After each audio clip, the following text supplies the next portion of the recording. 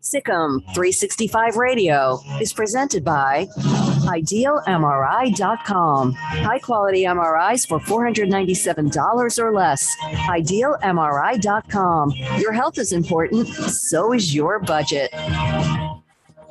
Here's Luke Altmaier. First down. It's taken down. And it's and he has 15 and a half career sacks now. The 3 o'clock hour is sponsored by Waco Custom Marketplace. Meats, sweets, Texas treats, and a cut above the rest. 425 Lake Air Drive, Waco. Prescott throwing that way, and it's going to be caught with a touchdown by Amari Cooper. Now here's David Smoak, Paul Catalina, and Craig Smoak.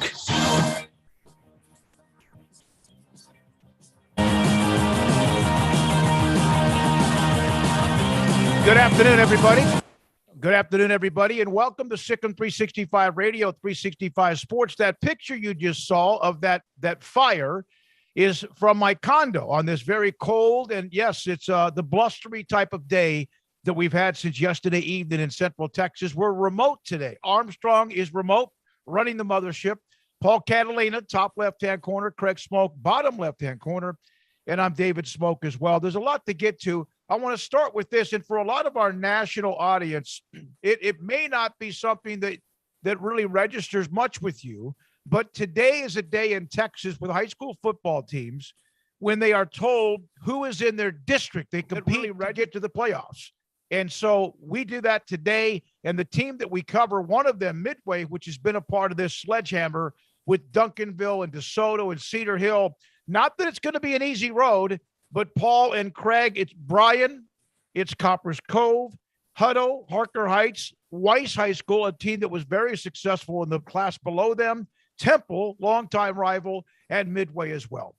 Well, it's a lot easier than it was. I mean, not to knock any of these teams in the new district, but look, Duncanville, Cedar Hill, DeSoto, you could play that district, all three teams around robin all year long, and it would just be there would be great games all the way around. When you throw other teams in it like Midway, it just gets a lot tougher because I mean that was just a ball of butcher knives they had to roll through. Yeah, I think Shane Anderson has to be really happy about what they saw today as far as the draw that they got. I think we all knew that Midway is a proud program, but you put just about anybody in the district that they were in, and it's going to be a struggle. I mean, to try and survive and try and get yourself a playoff spot, I think they're in a much better place now where, I think, if you don't make the playoffs, you kind of don't have any excuses. You know what I mean? And I think that in terms of travel, in terms of just familiarity, this is going to, be a lot better of a situation for them. You get to reignite the rivalry with Temple, which I think is a big deal. I think that's good for Temple. I think that's good for Midway because those are the two kind of power programs in this area for a while. And now they get to reignite that rivalry. The new school and just down the road in Pflugerville, as you mentioned, Bryan, just down the road. So it's an eclectic mix from a little bit of College Station, a little bit from this part of Central Texas, a little bit of, kind of all the Austin area, College Station area, Waco area, all rolled up into one. But I'll take it over, the buzzsaw that they had to go through the last couple of years that, hopefully made them better in the long run. But certainly this will make them better record-wise, I would think, moving forward. Well, there's nobody that's in this district that they don't feel like they can have a chance to beat if, in fact, they play well, if, in fact, they get better in the offseason. Although, again, we know that Heights has the great running back and the offensive line, and obviously Temple is Temple, but Midway used to have a great run with them and beat them year in and year out for the many years. So that's one. But then there's one other game. There's dozens and dozens. There's 6 classifications, 2 levels each. In 3A Division I, Franklin won the state championship last year. Lorena won the state championship last year. And Yo has that incredible history of many state championships, and they're all in the same district with those two teams, Franklin and Lorena, playing last year in non-district, Franklin won, so that was a note. There's many different, like Waco is no longer 6A, University's 5A Division II. There's a 9-team district that includes West, which I would love to be a part of because that means you only have to play 2 non-district games. But all that went on today in Texas, and it's also interesting because there's so many satellite areas that we're going to host these coaches so they can then go get non-district games, and some of that got blown out because of the weather. But I think everybody's pretty much going to end up with who they need and how many games they need. It's Twitter and all the other things that go with it. Well, they're doing what we're doing today. If you were going to have a little satellite area, you're on Zoom, figuring it out. Or you're on just straight up on your cell phone. Yeah. Yeah, I mean, it's a weird day. Unfortunately, the weather hit on realignment because you know that those coaches would all like to be in that big room together, all standing side by side like the stock market. It's kind of what it looks like, every couple of years when those guys are going through realignment. So we didn't quite get that display this year. But yeah, I'm sure it was still as crazy behind the scenes. I'm seeing like constant updates on people filling out their schedules and their non-districts and all of that. So it's cool to see that. It's a big day. And I think, I don't know, have you talked to Shane Anderson? I would imagine there's got to be a pretty big feeling of relief because when I interviewed him after that last game, I remember one of the things that he said in the post-game interview, their last game of the year was, we'll get into the off season and we'll get better and we'll do all that. And then hopefully cross our fingers and hope that we get a better draw as far as our district goes. So I would have to think that he's got at least a half smile on his face this afternoon. Oh, no, he sent me a text immediately. They've already got their non-district schedule. They're having an afternoon meeting right now, probably by Zoom or whatever, as you mentioned, to figure out the scheduling. And he is thrilled, Brad Shelton, the AD, and I'm sure, obviously, the rest of the school as well, thrilled with that. A couple of things. The Shrine Bowl, we had, of course, a guest on yesterday to break down Tyquan Thornton, Kalen Barnes, Ebner, and Xavier Newman-Johnson. And he had true serum for everybody, the good and the bad, and those who might not do well. That is tonight on the NFL Network, 7 o'clock kickoff, 7 o'clock Central Time as well. Now, I want to put up a picture. I don't know if you guys can see this or not. I'm going to put this up. It may not be that clear. There we go. That is last night. It's late. I know that there's nothing going on this morning, so I stayed up a little bit later than I normally do. You both recommended to me a movie called Nobody. If anyone likes Blood and Guts, if anyone liked, what was the Denzel movie? Equalizer 1 through 10. If you like John Wick, things 1 and 2. If you like blood and guts and death and destruction and a guy that is the ninja, I'm recommending the movie because I'm not a big movie guy, but Nobody, I started watching it. It's 10:20. I'm thinking, I couldn't stop. Oh, it's unbelievable. Fantastic. Yeah. It's nothing that you would expect. I think that's the cool thing about it, because the main actors in it are Bob Odenkirk, who's almost 60 years old, and his dad is Christopher Lloyd, who's almost 90, and what happens in the movie, it just ratchets up, and it's an action comedy. I mean, it's funny. I mean, my favorite parts of the movie where he's trying to tell people his story and then they just expire before he gets it all out. It's funny. And the way he has you never expect him to be, Craig, the dominant. Yeah. You don't expect him to be the dominant person that he ends up being. I mean, he just kills everybody. Yeah, no, Bob Odenkirk, for those who watched, the Better Call Saul, Breaking Bad, you're very well versed in a great, in the great actor that is Bob Odenkirk, and how versatile he is. But yeah, I mean, he definitely showed a different side to himself in that movie. Is very, Denzel, like you said, John Wick kind of esque, but with a comedy twist on it. Definitely falls into that sort of genre. And yeah, it's just an entertaining movie. I saw it the other night. It's been out for a while, but I just happened to get on HBO Max and watch it the other day and figured you'd like it as well. So yeah, I mean, if people are bundled up right now and they need a movie to watch, that's definitely one I would recommend, just for, good popcorn action flick is basically what it is. And you can enjoy yourself for a couple hours while you try to stay warm inside. At least if you're here in the Texas area, or anybody who's dealing with the winter storm. Apparently it's, all over the place, but I know we're dealing with it here directly, but yeah, it's a good flick. And Paul had recommended it. And, I don't know, they kind of set themselves up for a potential sequel as well. So who knows, maybe we'll see another version of it. Yeah, it's a great movie. One thing, and it's cold, and I know those, again, I say this the last couple of days, around us, people throughout other states in the country are in freeze watches, and it's snowing 6, 10, 12, 15 inches, whatever. And I was out on the road just a little bit today, looking for a place around the corner that I saw at one time had some firewood. It's not like a house or a business, and found a couple of nice pieces around the road here. And it's not as bad as it was a year ago, but it's still a little bit dangerous. And then, of course, tonight it will refreeze and more precipitation. One other note, we discussed this yesterday. I got a text from an A&M fan. I'm going to read it to you. And I tried to go back and follow up with him, but he has not responded. He said, I like your show from the area code 325, but today you all went over the line. Again, like other sports announcers, you insinuate Texas A&M spent $30 million on recruiting. You don't know Jimbo. He will not get angry and sound off if he's covering up. Show the proof or quit crapping on A&M's recruiting and not hearsay. And I think everyone has an opinion, and it could be the way we also say however we say it. I referred to the report. He referred to the report, but if we have an opinion that we think that's true or not, that's our opinion. But he did, Paul, go off, and we discussed it a little bit yesterday. Now, if you're an A&M fan, you defend him. If you're not, you think he's lying, right? Okay. Let me tell you this to that response. He says, you don't know Jimbo. Smokey, I'm going to make this claim. There are very few people in America that do our job that know Jimbo as well as I do from an observational standpoint. I have watched every game he's ever coached. I've watched almost every press conference he's ever had. Okay. I know Jimbo very well. Now, what I will tell you is this. Here's what I believe.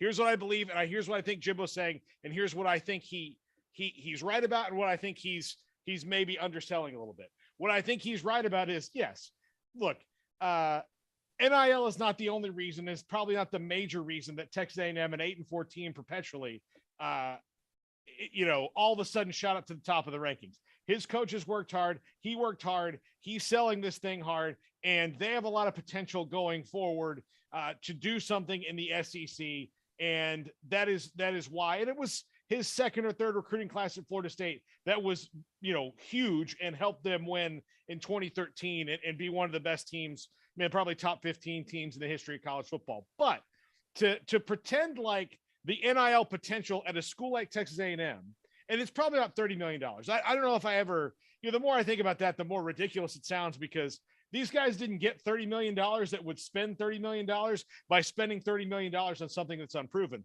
But the potential at A&M for NIL, and there are schools that have potential well over others, is a huge reason why guys are signing up. And the fact that when they ask about NIL, he can say, yes, we've got guys who can set you up. Now, to have a number and a slush fund and all this other things, maybe that's not completely true. But to say that NIL had nothing to do with it, I think that's overselling how important NIL was to this particular class. And that's not just for Texas A&M. That's for everybody else. I don't think he denied the NIL. I think what he was referring to was this number that popped up that we've. Yeah. But Aggie fans are like, I know. Even in saying that $30 million, like that's where I think they get like really sensitive. Because there was somebody who just threw out that number on a message board, which I think has since been deleted, but then it's been repeated. And I know that like I threw it out there because in just summarizing the situation, kind of like when I say, that horns for whatever, like that's, it's very vague in general because it's not that important to me what the charity's called. And it's not that important to me, whatever the figure is that A&M spent, because they spent, and so did Texas, and so did Georgia, and so did basically every school out there. So in acknowledging that, that's not a knock on A&M. Now, if you want to take it personally and be all sensitive about the fact that people are saying that you probably spent money on recruits, well, I can't help you there because, I don't know. I don't know what to tell you. If you want to believe that they didn't, which you don't seem to be, that's fine. If you think that by mentioning the figure that we're like knocking A&M, I guess, man, but like everybody's doing it. I don't think we're really like singling anybody out. Now, as far as like that money number, yeah, like if that's untrue, that's untrue. And there's probably too many people repeating it, even if it's true. And I think that's one of the main things Jimbo was upset about. Although the more he talked, the less I kind of understood exactly what he was upset about. If he's upset about the fact that people were throwing out some imaginary figure, then I can understand that. If he's upset that people are talking about them using NIL to land the number one recruiting class, then I think he's so defensive, it's kind of questionable because I don't know. I kind of look at it and I go, well, duh, it makes total sense that A&M got the number one recruiting class after they won the SEC. No, wait, they didn't do that. Hold on. It makes total sense that they got the number one recruiting class after they won the SEC champion. No, wait, they didn't do that either. It makes total sense that they got the number one recruiting class after they beat Alabama for the first time. And oh, wait, they've done that recently. It makes total sense that they got the number one recruiting class out of nowhere because they made the college football play. Oh, wait, no, they didn't do it. So what's changed? They didn't make the playoff. They didn't win a national title. They didn't make the SEC championship game. They didn't represent the SEC West. They beat Alabama, but they've done that recently. They finished where they finished pretty much every year here recently. Nothing's really changed in that regard. So what's the only thing that would explain why they'd go from top five-ish to number one and the greatest class of all time? The same record that they've had the last couple of years? No. So, of course, everybody points to NIL. Like, that just makes sense. Of course, what's the only thing that has changed to go from five-ish to number one all time? It's NIL. But while I'm getting excited and talking about it, it's fine. Like, it's fine that that's what got them the number one class. And I'm sure the hard work of Jimbo and them as well. Like, I don't want to deny any of that, but yeah, of course, NIL played a huge role in it. And I don't think that that's necessarily a negative, but explain to me how else people are supposed to take this massive jump when on the field, nothing's changed whatsoever. The only thing that's changed is the off the field.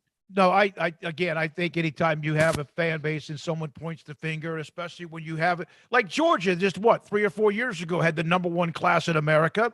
They really had made a little bit of a run, but they kind of jumped up, but they've always, again, been highly ranked. One of the things that I said this yesterday about the NIL, when someone, a Texas or A&M or a fan of a school that is obviously has many more capabilities, good for you. You've always had that. Now you can just do it in a different way. And I'm not talking about paying players. I'm just talking about there are those that can do things that now can just do them again in another way, another pipeline or whatever you want to call it, to become very, very good. If, in fact, you can coach and get players to play once they get on your campus and get better along the way. There's still something to be said. I don't like NIL. I'm not saying I don't like it when it was originally brought up. I thought it was good. I just think that it's just gone from zero to whatever, like a race car, and it's out of control, and it has nothing to do with a team I like or don't like, who I cover or not. That's my only problem with it, is that if the NFL, I said this before, if the National Football League understands your weakest link needs to be as strong as your strongest link, or however you want to say that, then why can't college football kind of in a way figure that out as well? Oh, no, it's a great point in that, like, look, there are, and I do think people get nervous. I think there's probably about 50 universities that can play on sort of the same playing field when it comes to that, because there's big alumni everywhere and there's enough money around and all that to do that. But yeah, I mean, you can't, and the thing is the salary cap, like to put a salary cap in college athletics, NIL, it's kind of impossible. So you've got to do something to kind of rein it in, which would be the kinds of things that are acceptable under NIL to maintain that NCAA status or that, kind of college athlete status. And those are the things they have, well, you can't do gambling, you can't do alcohol, you can't do weed, in weed legal states. Okay. Well, that pretty much leaves it open for almost anything else. I mean, look, if I was a billionaire and I was, my school is Florida State, and I was sitting there going, all right, well, how can I make this, but my company isn't really a tangible thing? What are they doing? Well, I can just start a foundation, and, all these players are representatives of Paul Catalina, Foundation for Good Things for Tallahassee. I mean, that, it's not really, those kind of things are the things that need to get reined in. I think if you're the spokesman for something, it has to be something tangible and real, and not just something that a bunch of guys made up so they can give you money. Let me ask you guys this. Who among the top 10 teams in the national rankings with recruiting, with the give and take that some are 7 one year, then they're 13th or 12th, and then they're 7th, who really is in a position that they really have never been in before, with the NIL now available? A&M's one, we get that. Well, they've had other classes in the past. Who really is like someone out of complete nowhere that had a great recruiting class? I don't know. I'd have to look at it. I had a thought on the A&M thing we were talking about. I mean, with NIL, it is what it is. We kind of talk about the same things when it comes to this. I mean, it is what it is. It's a reality. It's not going away. And I know Dennis Dodd had a great article about it, and he went over all of these trusts. Like, he had an interview with the guy who was like the one to get the ball rolling for Miami. Like this Ruiz guy, who basically says in the article, like, I'm about that confetti, which means I'm about, like the championships. And he just goes on to say, like, I'm willing to pay whatever to get, like, basically whatever. Like, it is what it is. I'm just kind of, I don't know, man, with this NIL stuff, it's not going away. To answer your question, I know it's pretty much the same teams that it's always been. I don't know that anybody's really made some massive jump going from like nobody to somebody, overnight. Maybe a smaller school who I wouldn't pay that close attention to normally. But for the most part, it is the same teams. I think the problem that you run into is it's fine if, Texas is sitting there with a top 5 class they would normally have. But I think the thing that kind of is the stinger to it for other schools that are watching is part of the reason why they were that high of a class was because they paid, 5 linemen to be a part of it. You know what I'm saying? Like, that's where it's a little bit different. Is they're typically a top 5 class, but now they're a top 5 class who was able to bring in even more than they normally would because of NIL. But I don't know. I feel like I'm talking in circles when it comes to this, because I've given so many opinions on it already, and it's what it is. So, well, it wasn't. So to your point, though, it wasn't going to change anything. It was just going to take the bumpers off the rails. I mean, that was it. I mean, all it was doing was, it's like the training wheels on a bike. Yeah, it's it. That's like right now, like there were guidelines before. Now there's less of them essentially. And, a thing that was completely against the rules is now, not only, for the rules, but something that's going to be celebrated. Well, yeah, I mean, that's the difference, all of a sudden, there's going to be schools that had money that might be able to spend it in different places, and you'll see that come through an NIL, but it's always going to be the same group of people. Like there's not new money anywhere. I mean, who's all of a sudden just been sitting around? Like is somebody at Bowling Green University just been waiting around to spend their millions on athletes, but no, we're so chased because of the rules that they didn't? No. I mean, no, it's going to be the same people. Let's make sure, because Jason Keene's going to join us at 3:30 on college basketball, Baylor, Kansas Saturday, and also look back in Lubbock 2 days ago among the other games nationally as well. I saw where Marquette beat Villanova. Shaka Smart with another high-level win for Marquette in that basketball program. Nathan Harvey on the chat room, he was upset about Lane and Saban contradicting themselves while questioning his character. Yes, he was. Mm-hmm. Nathan, the real problem was national writers repeating it. Some people's journalism is in a sad state. That's not breaking news. Yes, he was. Mm-hmm. Also, and that's a great point. OU Yardbird, I'm happy for the Aggies. Bama, Georgia, they all probably even hired sliced bread or whatever.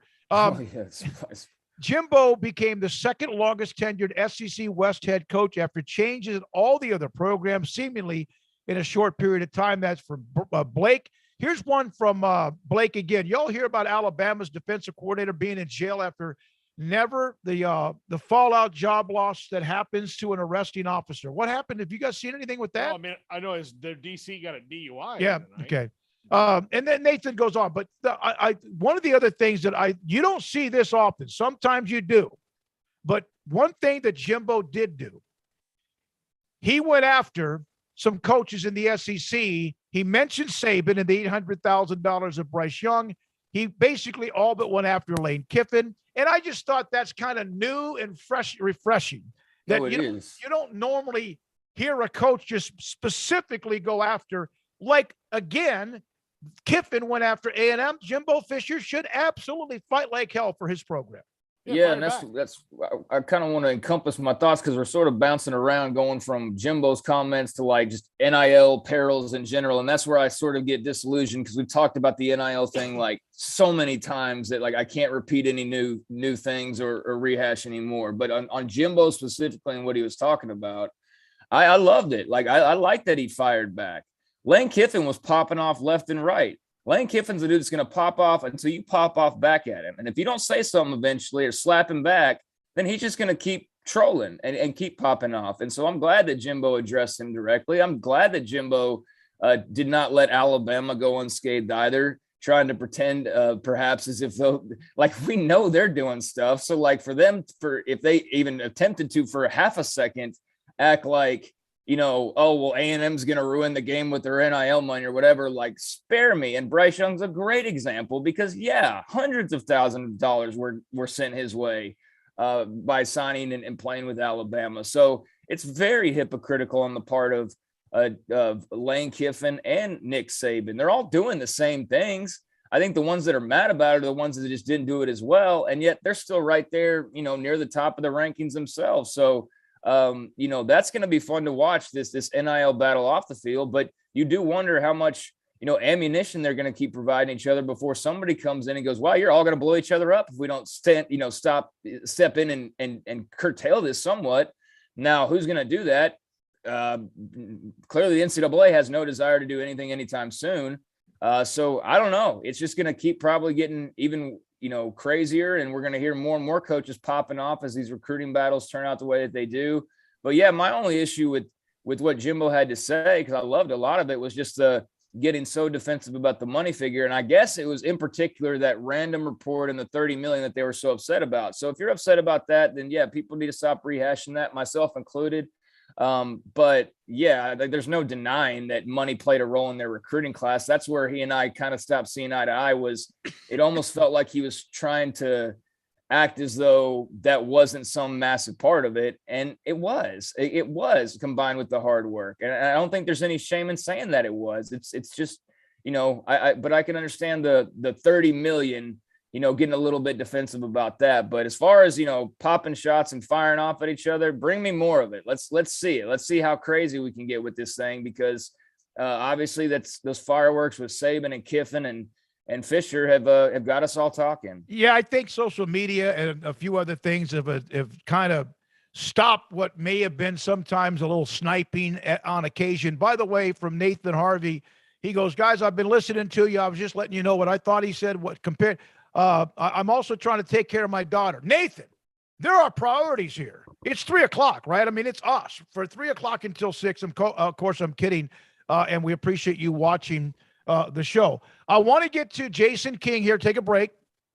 And then after that, I want to get into a comment that was made last night when Oklahoma's women beat Baylor. It's a short clip. It's not even audio. It's this quote from Nikki Collin, and I've reached out to a couple of the Baylor administration. I'm not so sure it may not lead to some sort of reprimand. It's truth serum. I appreciate her fight, but you wonder because it did directly question the officiating. And we'll have that a little bit later on. We also have Max Olson, Mickey Spagnola, Craig's Off the Radar, Paul's Top 5, Sand Khan, a lot on A&M, Jimbo Fisher, and also the University of Texas in their recruiting class from December and also yesterday. This is Sikkim 365 Radio and 365 Sports. This month, it's all about the championship drive as our home. Paul, can you hear me? Yeah, hold on.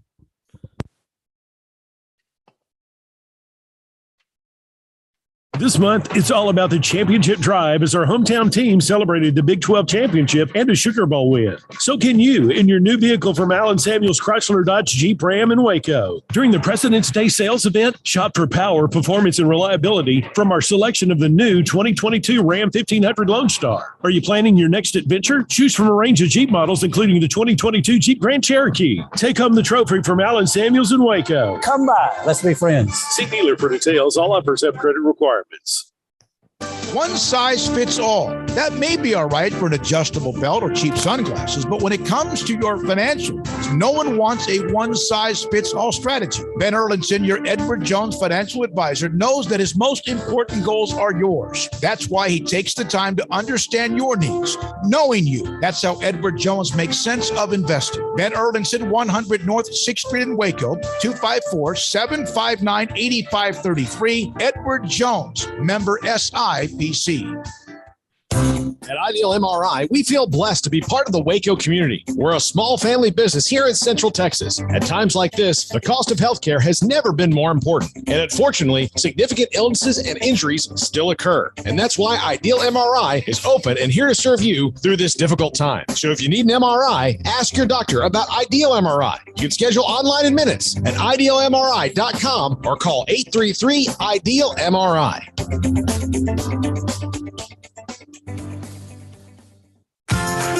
Automatic Chef Canteen is a full-service micro-market vending and office coffee provider with state-of-the-art vending equipment, a wide variety of products, and offering custom-fitted micro-market vending office coffee solutions for your employee break room. You want a full break room solution and a workplace oasis? Well, Automatic Chef Canteen, locally owned and operated for over 50 years in Central Texas, also includes in-house mechanics on call 24/7 for fast, reliable service and maintenance. Automatic Chef Canteen, 6900 Imperial Drive in Waco, or online at automaticchefcanteen.com. With so many companies and policies out there, it gets so confusing shopping for insurance, and I never know if I'm getting the policy that's right for me. Luckily, I met the team at the Niche Group Insurance Agency. With the Niche Group, you can go to one company and get access to coverage options from many insurance carriers, and you get to speak to a real person about your specific coverage needs. With the Niche Group, I know I'm getting the right coverage at the right price. If you need insurance, talk to the experts at the Niche Group at 1-800-258-8302. You know what would make this moment better? Pizza. Dough made from scratch and an Italian family sauce recipe pizza. 3 fresh signature cheeses making a melty blanket of perfection pizza. Like loads of premium toppings like crispy Old World pepperoni, savory Italian sausage, and fresh sliced veggies pizza.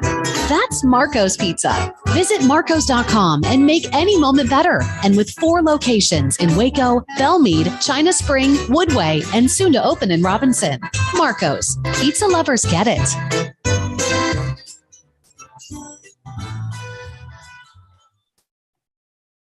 Stepping into a new pair of boots is great, but stepping into the boots of a U.S. Army officer can also add confidence and leadership skills to your son or daughter's career path. There are more than 150 occupational specialties to help them find the best fit for their future. See all the things your son or daughter can achieve in our boots at GoArmy.com.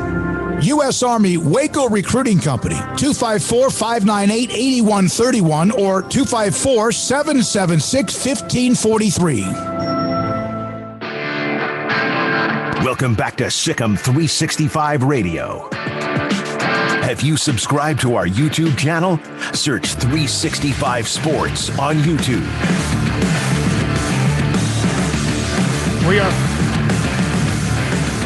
All right, we are back again. Sikkim 365 Radio and 365 Sports. Paul Catalina, Craig Smoak, David Smoak. And Paul, do we have Jason King?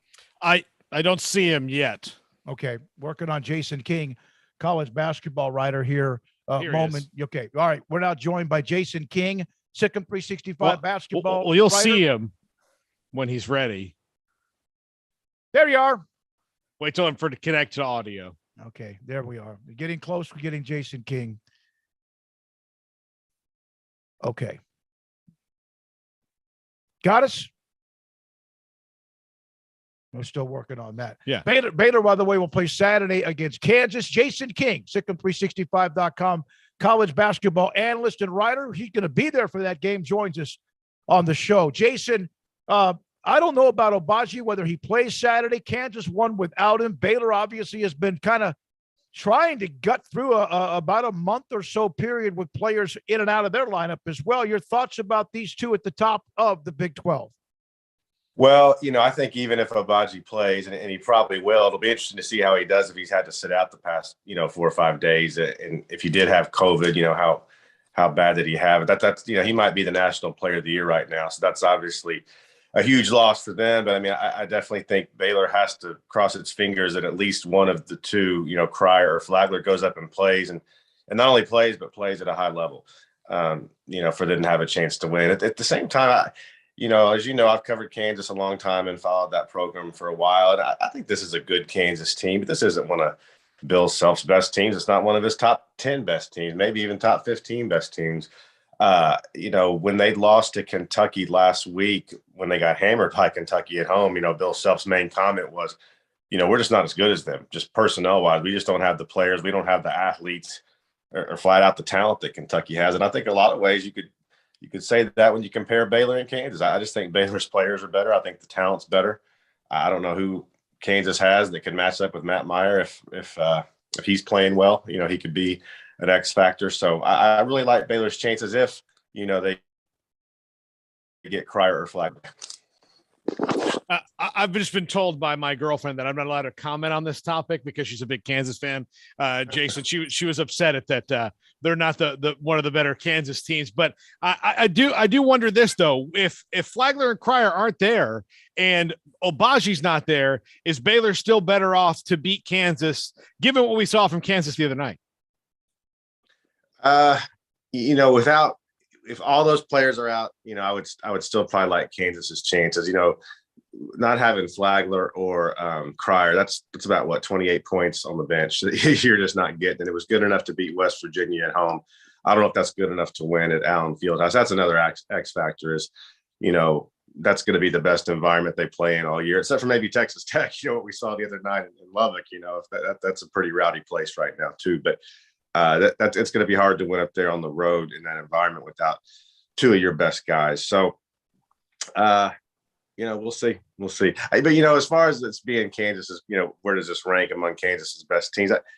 When you think about all the good players that have gone through there, whether it's, Mario Chalmers, Brandon Rush, the Morris twins, Sharon Collins, Devontae Graham, Frank Mason, so many of these big names. I just don't know if, from a personnel standpoint, if Kansas has guys like that right now. A lot of that's because of the NCAA cloud that's been hovering over their head for a long time. I think it's really hurt them in recruiting. Even Kendall Brown openly said, he might have been going to Kansas if it wasn't for that. So I think you're seeing a little bit of that. I was impressed with how they played against Iowa State in Ames without Obaji. They really rallied around that adversity and found a way to flourish. I'm not sure Iowa State's the team we thought it was, but that was still a really nice win, an impressive win. What do you think about the way that Matthew Meyer closed that game the other night, Jason? Man, what a welcome sign, huh? I was, I was really frustrated watching him play in the first half, especially, when he goes and misses 4 free throws in a row. One of them barely even grazes the front of the rim. Then he goes and fouls a guy on a 3-point shot. I was just like, is he checked in? But all of a sudden it's just like, Clark Kent took off his suit and the cape came out, and he came out and basically won the game for him. And, when he's good, he's really good. He goes from a 8 to a 12 real fast. And, it wasn't just the 3 that he made and the putbacks that he had. A really nice pass I thought he made on another 3 that someone hit, played good defense. And I really do think for them to win up there this weekend, it's going to take him playing at a high level. I'm not saying he has to score 30 points, but he needs to go out there and play 28 to 30 minutes in that game and finish with 15 to 17 points and make some big shots to quiet their crowd. That's the thing about Kansas. You don't want their crowd to get in it to get loud and where you can't hear and the floor starts shaking and you don't want to end up peeing down your leg, but if he goes out there and makes some shots to kill the crowd, because I just don't know who they have that can match up with him personnel wise. They don't have a big guy that can chase him around, that has that kind of height and can stop him, I don't think. What are your thoughts about who is probably more of a polarizing, and I mean that in a love-hate relationship, whether they're struggling or making mistakes or they're leading Baylor to something, James Akinjo or Matthew Meyer? Probably Matt Meyer, as far as just polarizing, because I always like what I see from Akinjo. Like I like the look I see in his eye. You know what I mean? And it kind of, to me, that makes some of his mistakes forgivable. I just feel like he's so competitive, and sometimes he might be trying a little too hard to make something happen when he should pass or whatever. But I just like his fire and his competitiveness. Sometimes with Meyer, I just feel like, he might not be as locked in. And I'm not at all attacking this guy's character or anything. I love Matt Meyer. He's great. But, I mean, again, the first half the other night, you just don't see Kenjo have halves like that where it's just kind of like, what are you doing? You know what I mean? And I felt like that was with Meyer the other night. So I like both of those guys, though, and they're a huge reason for Baylor's success. I think to maybe put a finer point on it, if Matt Meyer ever gets as cold-blooded as a guy like James Akinjo can be, or his predecessors like Butler or Davion Mitchell could be, then he's going to be super dangerous. He almost unstoppable, I mean, just like it's hard to explain, but I mean, there's just times when he lets it go. I just know it's going in because he's hot, when he gets that hot, when he gets that feeling going. And it's not just on the threes. It's just, when he's driving the ball, when he's shooting the followays, when he's driving in for dunks. I mean, he has those moments where it's just like, wow, this is one of the best players in America. And it's hard to do that all the time, obviously, but man, like I just always will remember that West Virginia game last year in Morgantown that basically won them the Big 12 championship. And he's had several moments like that, and hopefully he can have one on Saturday. I do feel like sometimes he thrives in situations where Baylor is fighting the odds, when their backs are against the wall, when they have injuries, when they're on the road in front of a tough crowd. I feel like he does well. If you think about it, if I remember correctly, last year was kind of a turning point for him in Lawrence because they went up there and they got beat real bad. He did not play much, I believe, and when he did play, didn't do anything. I think Scott Drew got real frustrated with him and didn't really play him. And I think it was after that game when he kind of had the infamous conversation with Scott Drew and said, listen, like, you've got to let me play through mistakes. You can't yank me out every time I miss a shot or take a bad shot. And you got to let me kind of get in there and get a flow. And I think things really changed for him after that game in Lawrence. I think it might have been the very next game when they played West Virginia and he had that big outing. So he'll probably be looking really forward to getting up there and getting another shot in that environment. What are your thoughts when you see like the free throw numbers like the other night, less than 50%? I mean, is that something that you really grow concerned about? Is that something you just chalk up to being just part of the deal? That's just that night and not something how do you view that? Yeah. Well, I mean, gosh, 0 for 7 to start. I mean, that's just something you don't see it even in a little league game for the most part. I mean, I'm trying to think of my son's games. He's 12. I don't remember many 0 for 7. So I just hope that's a fluke and something that we're not going to see very much. I think sometimes, especially with Meyer, that it seems like they kind of go up there and rush those free throws. But I think for the most part, the guards are pretty good free throw shooters. Akinjo, Flagler, Cryer. Those are the guys you want with the ball in their hands at the line. So I don't think it's a huge factor for Baylor overall as a team, but definitely something they got to improve on a little bit.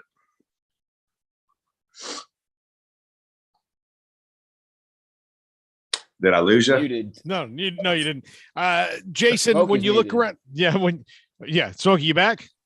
I'm here. I'm good.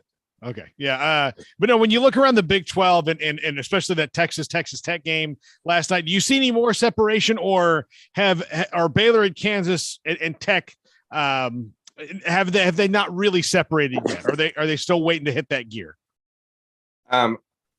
I think they're close to being there. I mean, I still don't want to write off Texas just because I know how talented they are.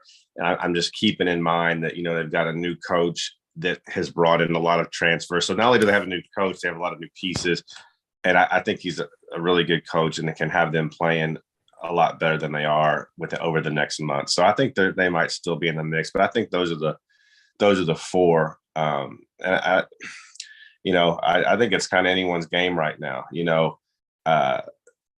Baylor just losing those 2 games at home. I mean, that's just a dagger, But think about Kansas. I mean, I don't know how much better Kansas is than everyone though. I mean, they look at all these close games they won. They won by at the buzzer against Iowa State at home. They needed double overtime to beat Texas Tech at home on a night when McCullough and Shannon didn't do anything. I think they had a close game against Oklahoma. They had to come back from 17 to beat Kansas State. So they've definitely shown a lot of character and a lot of fight, and that's impressive. But I don't know how much separation that they have between like a Baylor or a Texas or a Texas Tech. So I think it's kind of a 3 or a 4 team race right now.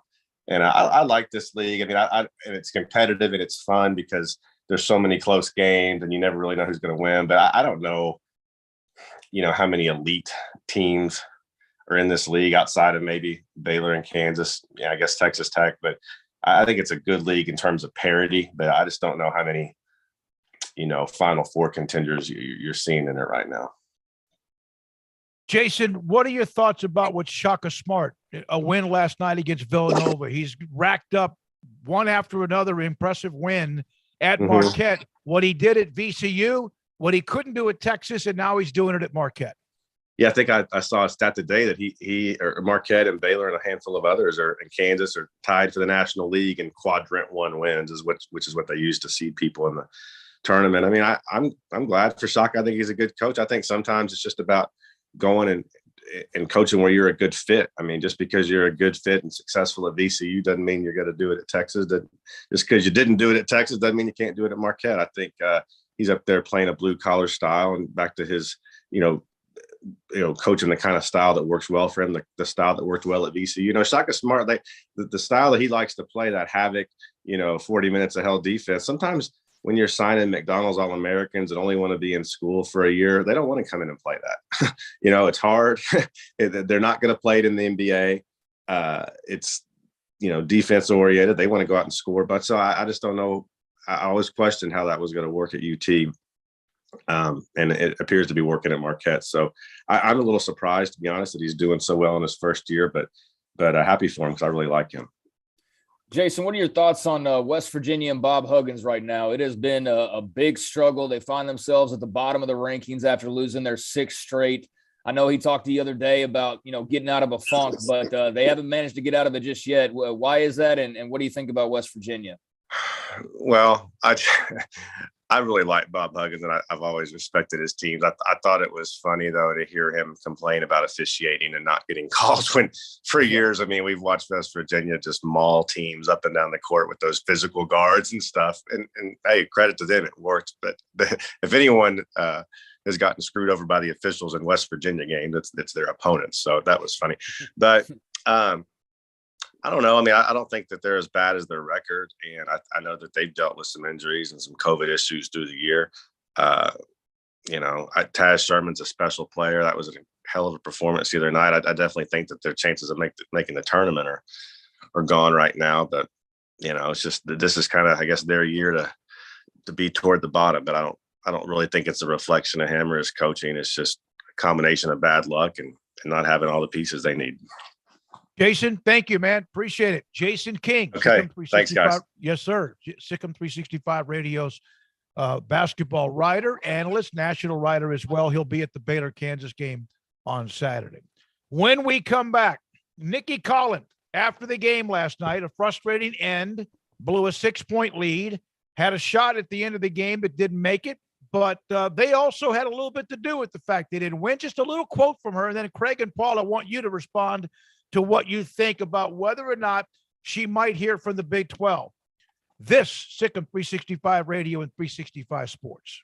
Payments for qualified buyers only at 2.9% with $5,000 down, cash or trade. TTL Extra. See dealer for details. It's New Year, new ride time at Richard Carr. New Year pre-owned deals like a 2017 Dodge Challenger for $272 a month, a 2019 Ford F-150 for $422 a month, or a 2014 Cadillac CTS sedan for $227 a month. Our vehicles go through a 172-point inspection, and we pay top dollar for your trade. 100% approval is always our goal. Find your next car or truck at Richard Carr. At Richard Carr, we give you more. Baylor Scott and White, Southwest Sports Medicine and Orthopedics, the team physicians for Baylor Athletics, diagnosing and treating all sports-related injuries, including concussions. These specialists also provide orthopedic services for athletes and non-athletes alike, whether it's knee or shoulder pain, hand or wrist injuries, orthopedic spine care, and even an arthritis and total joint clinic. Trust the doctors Baylor Athletics trust. Baylor Scott and White, Southwest Sports Medicine and Orthopedics wants to get you back in the game.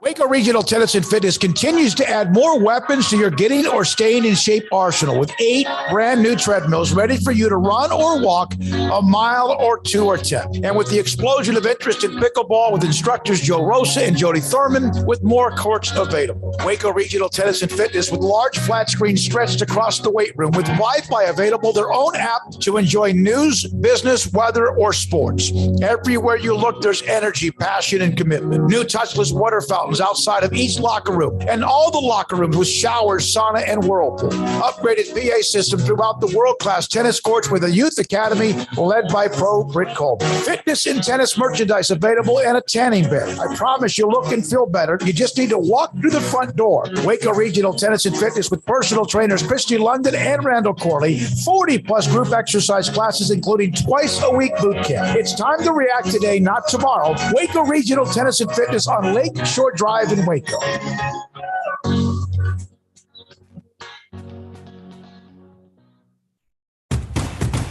Hey, this is Bryce Petty, former starting quarterback and two-time Big 12 champion, and I know firsthand the importance of being in top shape both on and off the field. So listen up, men. If you're feeling beat down day in and day out and looking for that high-performance edge that separates the men from the boys, then look no further than the Petty Clinic Low T in Waco. Petty Clinic is a comprehensive men's healthcare clinic with an atmosphere catering to men. Board-certified Dr. Kent Petty has a special interest in offering the highest quality medical care to men of all ages. Some of the services offered include screening and treatment for low testosterone or thyroid, infertility, high blood pressure, diabetes, high cholesterol, sleep apnea, while offering comprehensive wellness exams and complete men's health lab panels. High performance men, remember, it's not just a Petty thing. This is Bryce Petty, encouraging you to reach out and Google search Petty Clinic Low T or go to pettycliniclowt.com and get your complimentary lab screening today. From the first workout to the last practice, sports is an incredible and rewarding challenge. Hi, this is Dan Ingham with the First National Bank of Central Texas, and we're proud to support each athlete, every parent, and our educators. From families, small businesses, to the biggest industry, we're here to help. With remarkable products like our free First mobile app, we've got banking ideas that fuel big dreams. That's the First National Bank of Central Texas. Familiar faces making local decisions. Member FDIC, Equal Housing Lender. In the market for a quality metal building? Since 1943, Pioneer Steel and Pipe has helped Central Texas residential and commercial customers with metal building design, panel options, building components, and trim options. Pioneer Steel and Pipe's residential line is energy efficient, offers low maintenance, reduces insurance payments, is impact resistant, and carries up to a 45-year limited warranty. In addition, they can also help you find a metal building contractor for your project. Pioneer Steel and Pipe with locations in Waco and Bryan and at pioneerboys.com.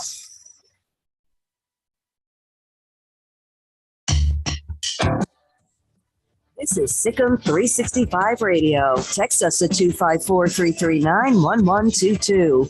The Sikkim 365 Radio text line is sponsored by Riverbend Liquor and Wine, with the most extensive variety of craft beer in Waco. A hidden gem on Lakeshore Drive and 19th Street. All right, the end of this 3 o'clock hour. We'll have Max Olson at 4 o'clock today. Paul Catalina, Craig Smoak, David Smoak, remote today. Armstrong Sims. And as somebody asked, I believe Matthew on the chat room, no, it's not a COVID thing. We've had that a couple of different times. This was about the weather conditions. And really not even right now as far as driving. It's okay if you're smart. It's maybe once the sun goes down tonight when it gets a little bit more of yet what we've had that came in overnight. Now, here's a quote. Nikki Latarullo had this on her feed last night. I was not at the game last night. Not many people were. And it's unfortunate because there was a like parents' night or whatever, family night, whatever it was, and there was hardly anyone there, and the conditions were terrible. So Oklahoma, they didn't get into Waco until really it would have been after the tip time at like 7 o'clock, whenever the buses rolled in. They had to push the game back. That was fine. They didn't get a chance to fly in the night before, and I'm not sure. They said weather. I'm not sure exactly what's going on. Texas is playing here in Waco tomorrow night. And they're not going to be able to be here till sometime tomorrow by bus. This is the quote from Nikki, and I've seen her a couple of times after games in which she has not pulled any punches. The whistle wasn't the same on both ends of the floor. Jordan Lewis, who missed the last shot and feel like they thought she was fouled, should have been shooting 2 free throws at the end of the game, period. Exclamation point. We've seen the Big 12 reprimand Kirby Hocutt, and there's been other people who have been reprimanded. Is that something you think that they might hear from the Big 12, or is that just her very fighting for her team and yet at the same time right there about officiating? It's close in that, the Big 12 the leagues can be very sensitive when you criticize officials, but I don't think that means that you shouldn't. I don't think you should go over the line and be like, oh, hey, don't say anything. You know, sometimes you need to say something, because otherwise, how are they going to get better if it was a missed call? How are they going to get better? Because, and you do have to protect officials more, because if you let the fans at them, it'd be all over. But even still, sometimes they've got to be accountable for what they do. Yeah, I mean, I guess we can typically see a fine, and if that's the case, then so be it. If you feel that strongly about it that you need to say something, then you, I would think, probably feel like the fine that may come with that is worth it. Hopefully that at least crossed your mind, because that's something that should cross your mind when you're about to walk into a setting like that, knowing that what you say, can be taken a certain type of way and maybe lead to a fine. So hopefully that crossed her mind and she decided, it's worth it. And I'm going to say it anyways. Now, having said that, I don't care about any foul in the last shot. I don't care about any this or that. That was an awful loss. That was an awful loss. I mean, for Oklahoma to be coming in as late as they were, for Baylor to be at home. I know the crowd, because the weather wasn't that great, but having won 5 straight games and having a little bit of momentum to turn around and have a home game where the team doesn't even arrive till 15 minutes before you start playing and they end up beating you at your place. I just, officials and all that, play a factor. But for me, regardless of what was or was not called, I mean, you got to win that basketball game. I mean, that's my opinion on it. I don't care what other stuff might have led to that. But in my opinion, you got to win that basketball game regardless. You got to be better than that and overcome that, in my opinion. Baylor at one point had a 6-point lead, 76-60, with 3 minutes left. And they hit one of 2 free throws. Egbo missed a free throw. Oklahoma scored very quickly on a couple of possessions. Paul, I know you didn't watch it, but it was a team that beat them, remember, earlier this year, that kind of after the Kansas State loss when they were 0-2. Nikki's, she's saying what she said. It's not like Kim never would say something as well, or we've seen others. But I just thought that was a bad ending to a game in which a team did not have a chance to warm up. Yes, you were delayed too a little bit and maybe thrown out of whack. No matter how many people are there, that's not a good, nice 5-game winning streak. Now you have Texas, who's really good, back-to-back, a team that they've dominated, but they dominated everybody for a long, long time. And now you're staring at back-to-back, home and away against UT tomorrow night and on Sunday as well. So that's where we are with that. When we come back, Max Olson, college football, his thoughts on many things, college football, Mickey at 4:30, and more. Sikkim 365 Radio and 365 Sports. Baylor University is where lights shine bright. So let there be light. Let there be roommates and teammates, scholarship and championships. Let there be fresh starts and new traditions, fast friendships and lasting impacts. Let there be laughter. Let there be joy. Let there be light. Baylor University, where lights shine bright.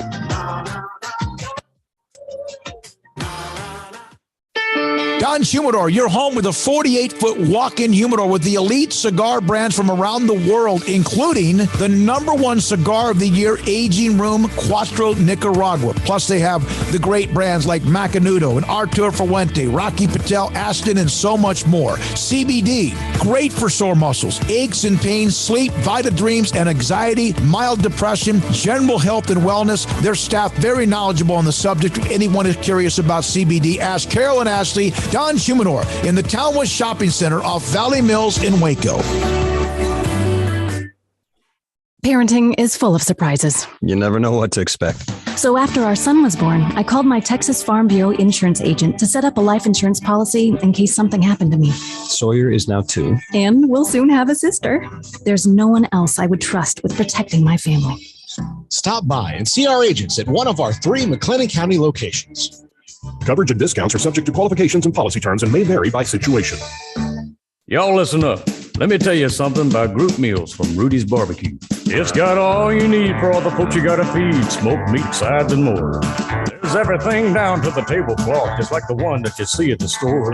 At a bridal shower, it's better than flowers. And a long distance meeting, it'll pass the hours. It'll feed all the cousins at a family function. It's better than potluck at a church luncheon.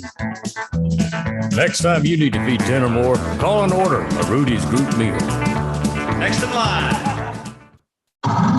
It's plain and simple. Waco Custom Marketplace is the one-stop shop for what you need for tailgating, from charcoal, cold beer, and wine. And, of course, customize your order with brisket, tri-tip, sausage, wings, smoked pork tenderloin, country style or pork spare ribs, marinated beef and chicken fajita meat, ground beef and chili, meat, hot dogs, and burgers, buns, seasoning, sauces, chips. There's fresh baked bread and kolaches every day, breakfast sausage links. And you can also customize your favorite cut of steaks from select, choice, or prime, bacon wrap fillets, ribeyes, New York strips, sirloin, T-bone, and porterhouse. Full service butcher shop includes pork, poultry, beef, chicken, and seafood, serving Waco restaurants and families since 1940. Your one-stop shop for beef, pork, poultry, and seafood needs. Waco Custom Marketplace, 425 Lake Air Drive, or WacoCustomMarketplace.com.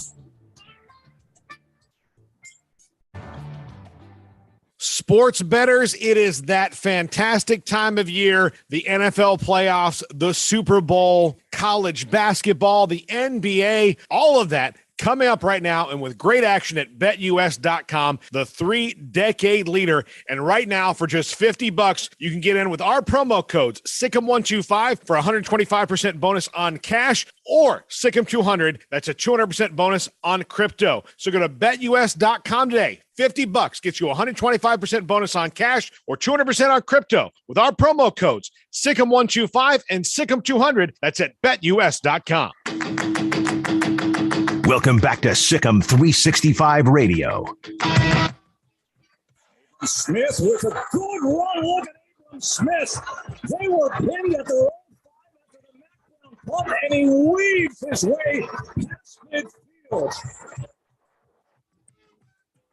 The 4 o'clock hour is sponsored by Boozer's Jewelers, the wedding ring store, specializing in custom jewelry and repair, all in-house. Now here's David Smoak, Paul Catalina, and Craig Smoak. All right, we are remote today because of the weather conditions in the Central Texas. It's really throughout quite a bit of the country, but we got hit pretty good last night and overnight. And we're now joined by somebody that deals with that weather quite a bit, wherever he, of course, is on occasion. Max Olson, theathletic.com, Nebraska boy like me, but he's lived there a lot longer than I have. Max, thanks for your time. Hope you're staying warm. What were your thoughts about Jimbo Fisher firing back yesterday on National Signing Day 2? Well, first of all, appreciate you guys having me on. It was 0 degrees when I got up this morning here in Lincoln, Nebraska. So not icy or anything, but it's that time of year. I thought that the message from Jimbo Fisher, I wasn't surprised by it. I thought that it was probably pitch perfect in terms of talking to your audience, talking to the Texas A&M fan base, and really probably trying to send a message to them that, you know what, a lot of people are saying a lot of stuff about how we did this and trying to make us feel bad about how we did this. And, screw them. I mean, that seems to be the message from Jimbo Fisher. There was a lot of finger pointing at other people. There's a lot of he was very grieved yesterday, and I get it. I get it that I think that there's, in some ways, they probably feel like people think we're not supposed to have a class this good because we were 8-4 and we don't usually recruit at a top 3 level and stuff. But I personally, I'm just absolutely fascinated to see how the players in this class, how they fare here over the next 4 or 5 years. How many of them stay? How many of them shine? It is going to be an absolutely fascinating experiment to watch to see. Can Texas A&M, now that they've got all the ingredients here, can they make good on this potential and, turn into an actual playoff contender? Was he more mad about the number that was thrown out that kept getting tossed around, 30 million? Well, why does that matter? Like, you never see Kirby Smart or Nick Saban or Ed Orgeron or any of these guys go to their press conferences and take something that someone said on a message board and complain about what's being said about their program. Like, this is part of it in that conference. And I don't, I'm not going to sit here and say I think I know what A&M did to sign these guys or how much they're making or what kind of NIL deals they'll have when they get there. I don't know, and I'm not going to make assumptions about it. But again, it's like I don't know that Jimbo Fisher needs to engage in that. I mean, I get that he sees it and it's outrageous and he thinks it's really laughable and even really offensive. But I'm sure the $30 million thing is a big part of it. Maybe hopefully next year, these guys can, when they pass out the packets they pass out on signing day with the list of all the signees, just add the receipts at the end of them. Just bring the expense reports from the year and show us how much you paid for your class. I think that'd be great. I am all for that. I think every college football writer in America would be all for that. That would make for some good content, no doubt about it. But Max, it looked like the coaching carousel that had come to a stop as far as head coaches go was about to pick back up again with rumors about Jim Harbaugh and potentially going back to the NFL. We learned yesterday that he is, in fact, going to stay at Michigan. And I saw a tweet or two saying that, he's planning on being there for the long term and had communicated that to Michigan officials. Regardless, he is going to be at Michigan next year. Your thoughts on a move that looked like it was, going to happen, but now the Wolverines have their guy back. Yeah, as my colleague David Owen pointed out, it does seem a lot like the finale of season 3 of The Office here, where it seemed like Jim Harbaugh went to Minnesota pretty sure he was the guy, that he was getting the job, that it was a formality him going up there to accept the job, and instead didn't get that offer and then had to call Michigan and say, I'm coming back. And I don't know. He has the leverage in that situation is just so unique with what Michigan did in 2021 that in some ways, I guess people in Ann Arbor just kind of have to swallow that and move past it and just maybe try and take him at his word that he's staying for the long haul. As you guys know, when you think back to the rule era, like you can't do that every year. People do eventually get tired of that, and even on the first time, and can get a little restless and turn on you and stuff. So Jim Harbaugh has to tread lightly here in terms of how he handles this. But I am surprised that the deal didn't come together there. And I would love to know what it is that broke down in the middle of those meetings yesterday afternoon, because it sure seemed like it was heading in that direction, and then all of a sudden it wasn't. What's interesting to me is that if in fact he thought that job was his and that's why he went to interview, but then found out it wasn't, then do you go back in a way, even though Michigan might be thrilled he's back, do you go back with your tails between your legs? It's Jim Harbaugh, so no, probably not. I mean, most coaches, yeah. And you remember a couple of years ago the deal with Satterfield at Louisville, taking all the heat he did just for even being in the South Carolina search. There's certainly a lot of coaches out there that if you take some of those steps, and certainly the way that the timing of it for Michigan to do it during the week of signing day and during signing day and everything is a pretty bold thing to do. Jim Harbaugh probably will come back and he'll probably try to pretend that none of this happened, but I'm sure that a lot of people are going to probably have a little bit of a hard time just totally moving past it. Who was happier that he came back, the fans at Michigan or the fans at somewhere like Cincinnati or Iowa State? Yeah, certainly it throws a lot of chaos into the mix there. We're in a situation here where, if Michigan and maybe even like Arizona State were to open up here pretty soon, it's pretty late in terms of, I know the Kansas deal last year was extremely late, but certainly to do this in February is a pretty tough time to try and pull that off and make a great hire. So I think certainly that would have been pretty stressful on the folks in Cincinnati and Iowa State if it had gone in that direction. Even in that situation, I saw plenty of Michigan fans online saying they would have been underwhelmed if if Matt Campbell were the guy there, which I find a little bit baffling, but certainly that, it's just a really odd situation. And in some ways, maybe it's better Harbaugh staying, because it didn't seem like there was, I don't know that people would have been fired up about Josh Gaddis being promoted, and I don't know where that search would have gone. Max, after a long wait, we finally found out where Caleb Williams will go play his college football next. And no surprise, it is with Lincoln Riley at USC. Obviously, Riley's been very busy retooling that roster, but he got his crown jewel. They're going to be hyped up next year. To what extent remains to be seen. But your thoughts on what the Caleb Williams move means for Lincoln Riley and the Trojans? Yeah, I just didn't, there was a lot of silence really during that whole recruitment. And I think when that's the case, then there's a tendency for maybe speculation to ramp up a little bit. And I thought the Wisconsin stuff was really interesting. That would have been quite a move for him, and maybe a smart one. I don't know, but ultimately, yeah, you didn't really think Lincoln Riley was actually going to lose that recruiting battle. And certainly, yeah, you're right. It does raise expectations a ton for year one there at USC. I think that's probably a little bit unreasonable, but this is also the time we're in now where you can flip a roster really fast with the transfer recruiting that they've done. And they've also picked up some blue chip players in this 22 class as well since they took over. But you got to remember, like, a lot of us didn't really watch USC much this year because they made that firing at the start of the year and were just not great the rest of the year. But that team was not very good. And certainly you've seen the talent level there is probably not where it should be. So I do think that this will be more of a rebuild than maybe people would want to assume now, because Lincoln Riley got all the guys he wanted to get. But we'll see how fast he can put it together there. I think that probably when you look at the rest of the conference, Utah is going to have a lot of guys coming back, but I can definitely see that probably there will be a lot of top 5, top 10 kind of hype, and there may be a lot for Lincoln Riley to live up to right away there. You had a note today as well. You and Sam, we have Sam coming on in about an hour about he wrote an article about Jimbo and also the UT offensive line onslaught of what they've done as well, and also on the defensive line. Your thoughts about what Sarkisian's done? Texas has always recruited well. The problem has been transferring that once they get on campus. So your thoughts about what they've done despite 5-7?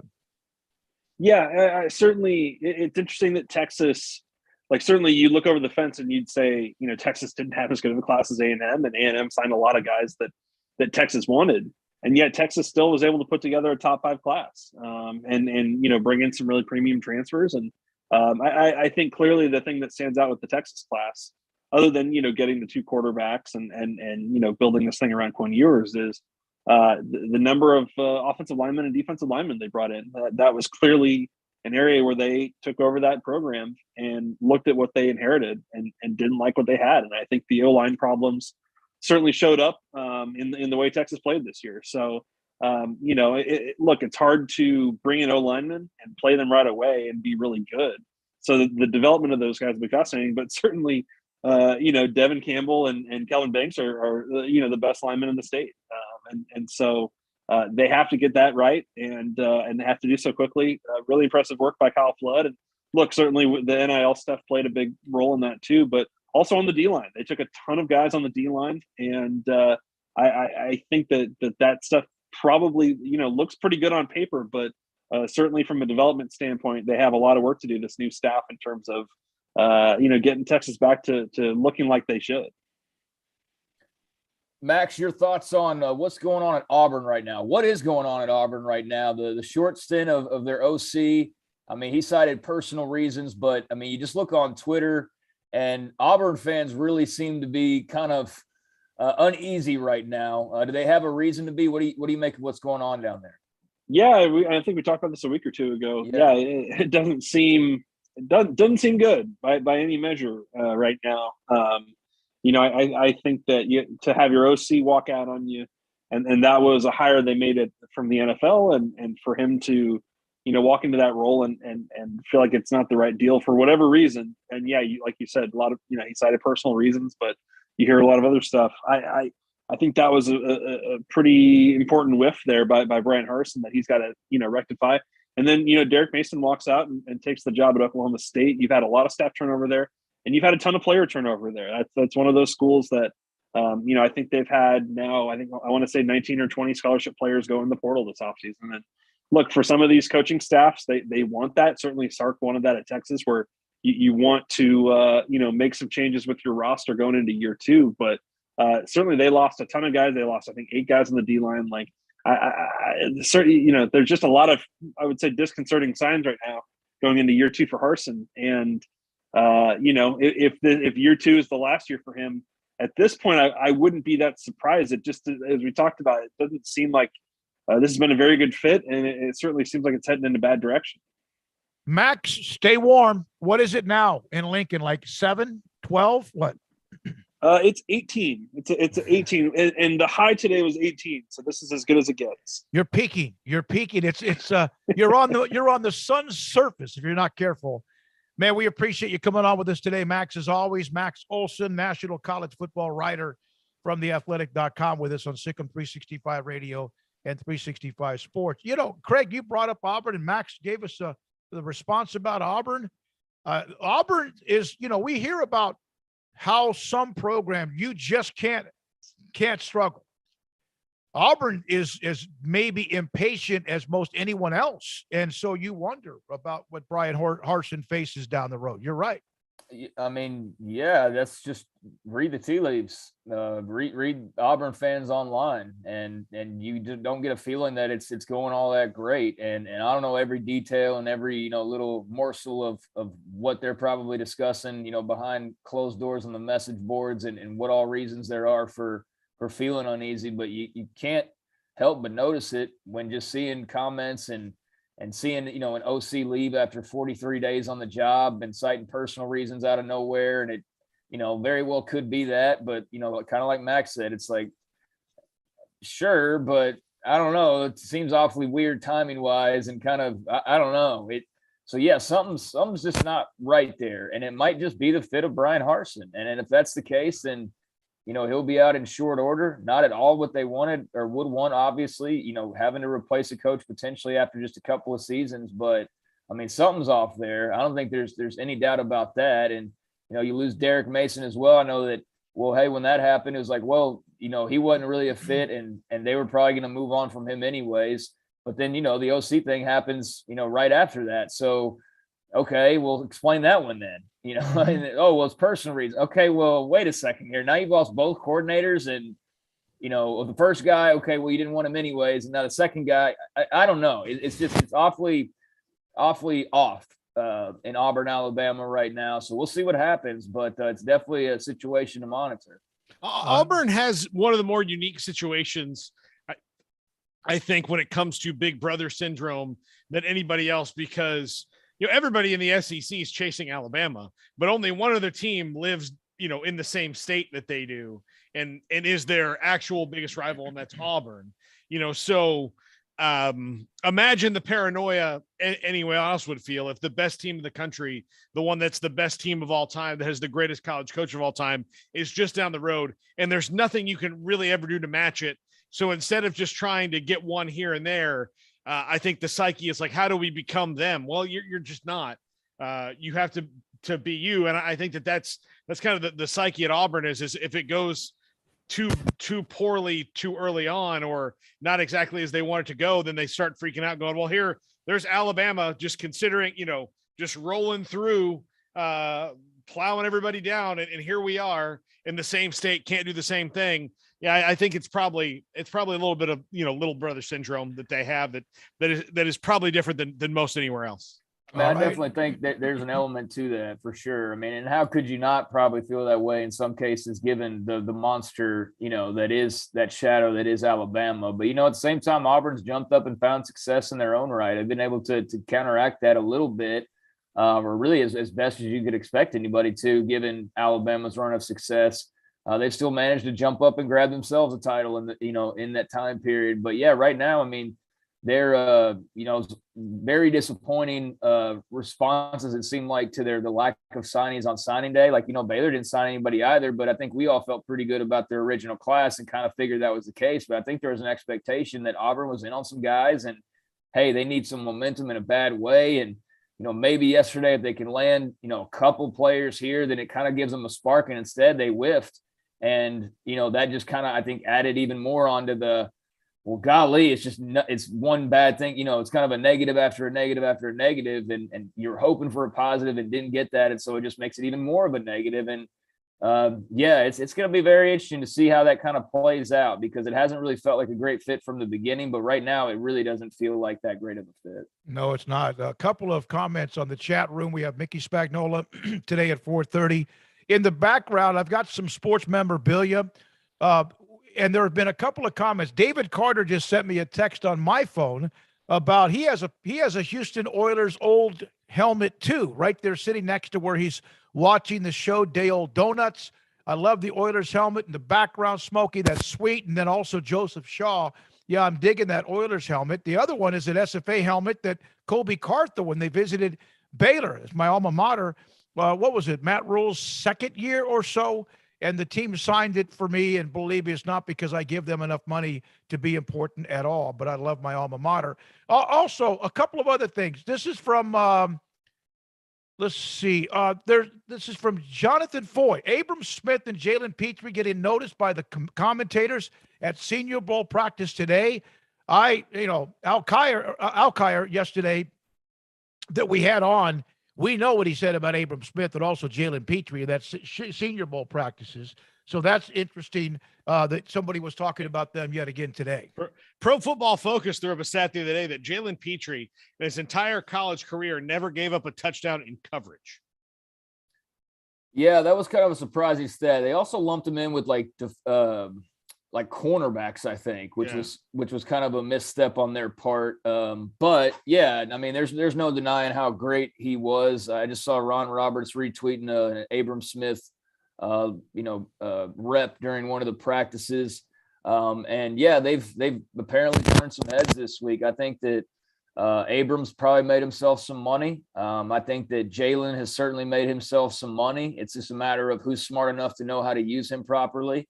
I think that JT Woods has turned some heads as well. And, Terrell Bernard, unfortunately, is not being able to play in the game or to practice because he pulled his hamstring or had a hamstring injury pretty much from the jump. So he's the only guy of that group of four that's in the which game is that? The Senior Bowl that we're not going to see. But yeah, the other three have apparently done really well for themselves. And I think you go look at the Shrine Bowl game as well. And I know that Al Kyer didn't have the most glowing comments about Kalen Barnes, but it seems like that group of guys has also done pretty well and getting some notice from some NFL scouts. So I had high hopes for this group of 8 guys when they were all assigned to these all-star games. And I think, at least 6 or maybe even 7 of those 8, with Bernard being the exception because he's not playing. I think they've all, improved their stock for the most part. Kalen Barnes, those comments weren't the most glowing, but that was one guy's comments. There might be others that see him and view it differently. But I think overall, you have to be happy with what you've been hearing, because I do think that people are going to leave Mobile and leave Las Vegas after these all-star games are over this week. And there are going to be, some conversations about JT Woods and Abram Smith and Treston Ebner and where these guys fit in on the next level. And I think they're going to find spots, and it's going to be fun to track their journey these next couple of months. In the NFL draft last year, William Bradley King was a 7th-round pick, the only one drafted from Baylor. The year before that, 5 with Mims, 6, Mims, Hurd, 5, James Lynch, Bravion Roy, and Clay Johnston. And so this is a year in which they might have a chunk of guys go to the NFL draft, but a long way to go between now, whoever does the Senior Bowl, as you mentioned, Craig, whoever does play. And then, of course, there's the Combine and much more. And then there's the Senior Day or Pro Days. And looking forward to that. It seemed like that's been like forever ago because they just haven't had that much. Plus COVID took over in the last year or two. When we come back, Mickey Spagnola, DallasCowboys.com. Craig's off the radar just around the corner. We are again remote today because of the weather and icy conditions in Waco, as you have in many places around the country. And this is Sikkim 365 Radio and 365 Sports. Stepping into a new pair of boots is great, but stepping into the boots of a U.S. Army officer can also add confidence and leadership skills to your son or daughter's career path. There are more than 150 occupational specialties to help them find the best fit for their future. See all the things your son or daughter can achieve in our boots at GoArmy.com. U.S. Army Waco Recruiting Company, 254-598-8131 or 254-776-1543. Riverbend Liquor and Wine, Lakeshore Drive at North 19th Street in Waco is a hidden gem. They've got a great selection of spirits, wine, and the most extensive selection of craft beer in Waco in their gorgeous walk-in fridge. And they have an amazing array of high-end bourbons like Pinhook, Weller, Buffalo Trace, Brush Creek, Hotel, Garrison Brothers, Thomas S. Moore, Hooten Young, and Bardstown. Great customer service and a convenient and speedy drive-through window. Riverbend Liquor and Wine. Find out more on Facebook and Instagram.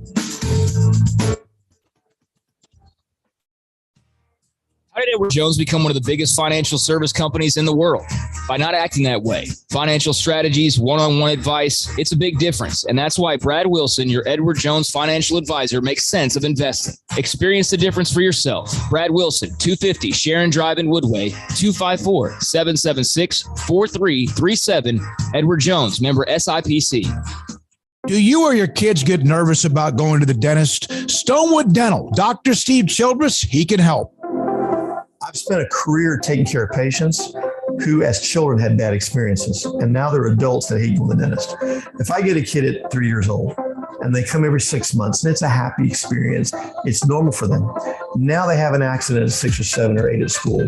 Now they have a broken tooth or a trauma, and they have to come here. They're used to lights, they're used to water in their mouth, they're used to experience, they already trust us. It's amazing what we can do with that kid without it being a negative thing. But if I see a 6 or 7 or 8 year old that's never been to the dentist and now they have a trauma or an unfortunate unexpected toothache, it's harder to do that for that kid and it not be somewhat of a negative experience. So bottom line is I try to teach kids and adults and teenagers, everybody, the way I'd want my family treated, which is where it's a necessary part of life. You just take care of it. It doesn't have to be that big a deal. Learn more, stonewood-dental.com.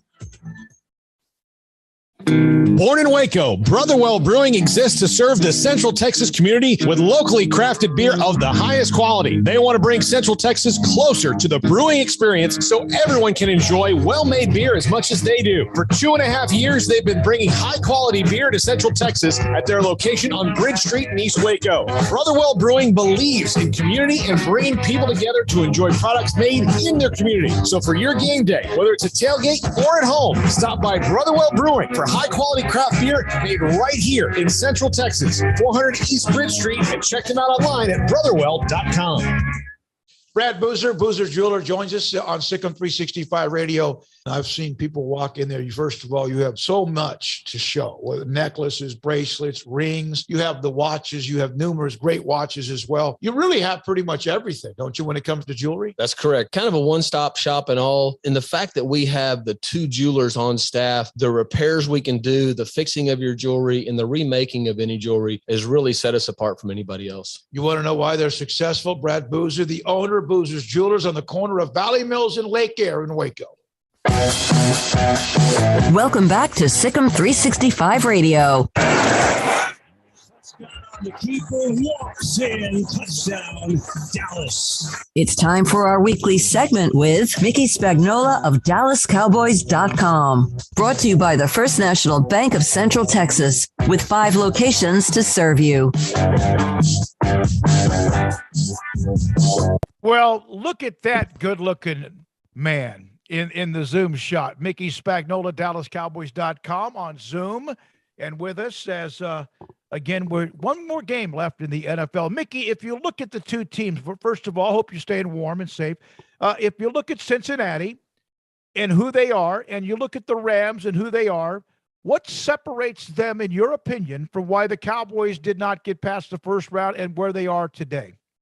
Well, I think first and foremost, David, those teams made plays at critical times during the game.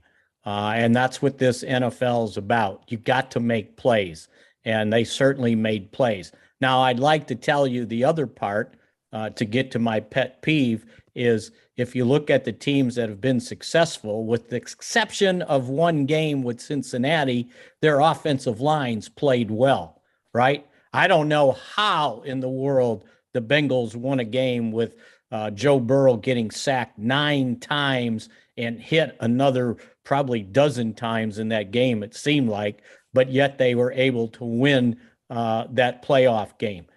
So the thing that I noticed in the games, especially with the Rams, that's the second half, is when, or first half, when they were able to run the football, when their offensive lines played well and protected Matthew Stafford.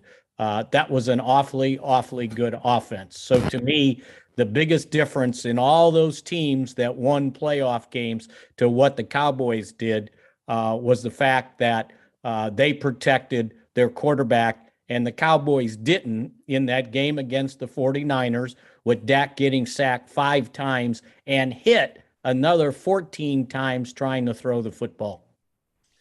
Mickey, what are your thoughts when it comes to the future of Amari Cooper? He's in a unique situation that the Cowboys, if they were to cut him, because he's got the contract that is the easiest one to be like, okay, the dead money plus the money you save is a pretty easy. If you cut him, it's a $6 million dead money, which isn't great, but it's a lot better than a lot of the other options that they would have. But also they don't have, like, it's CeeDee Lamb and Semi Fehoko and a couple other guys we've never heard of that are on the active roster as wide receivers that aren't free agents. So how do the Cowboys navigate that situation going forward, given their cap situation? I think you answered your own question right there, right? And here's the kicker on his contract. His contract is guaranteed 5 days after the start of the league year. So we're talking March 21st. So before March 21st, do you have the nerve, right, to let him go, and knowing that the only sure thing I got at wide receiver is CeeDee Lamb? Because Michael Gallup's an unrestricted free agent, and who knows what's going to happen to him in the market coming off an ACL surgery that's going to take place next week. So just think, go 7 or 8 months from next week, and we're talking getting close to the start of the season, probably, at least halfway through training camp. And I don't know what his market value is going to be. And maybe you can get him back on a 1-year prove-it deal. Cedric Wilson, unrestricted free agent. So you let CeeDee Lamb go, and okay, you've created money, but who's your number 1 receiver? Who's the number 2 receiver? And so now you're going to have to use a draft choice at a pretty high level to get a receiver, or you're going to have to go into free agency and spend money. So I think they got to be very careful saying, okay, I can save a $20 million base salary, but if he's not here, what do I got? And I think that's a scary proposition. Mickey, the Senior Bowl and all these All-Star games provide an opportunity to get more quotes. I know that Steven talked a lot this week. Was there anything just that jumped out to you in terms of what you heard him discussing?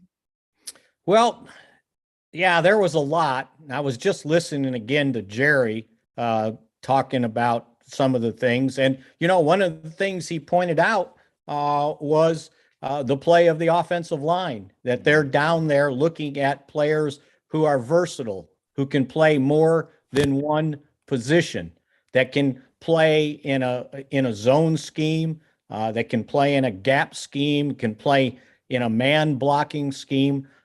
So that definitely stood out to me from Jerry so far, by the way.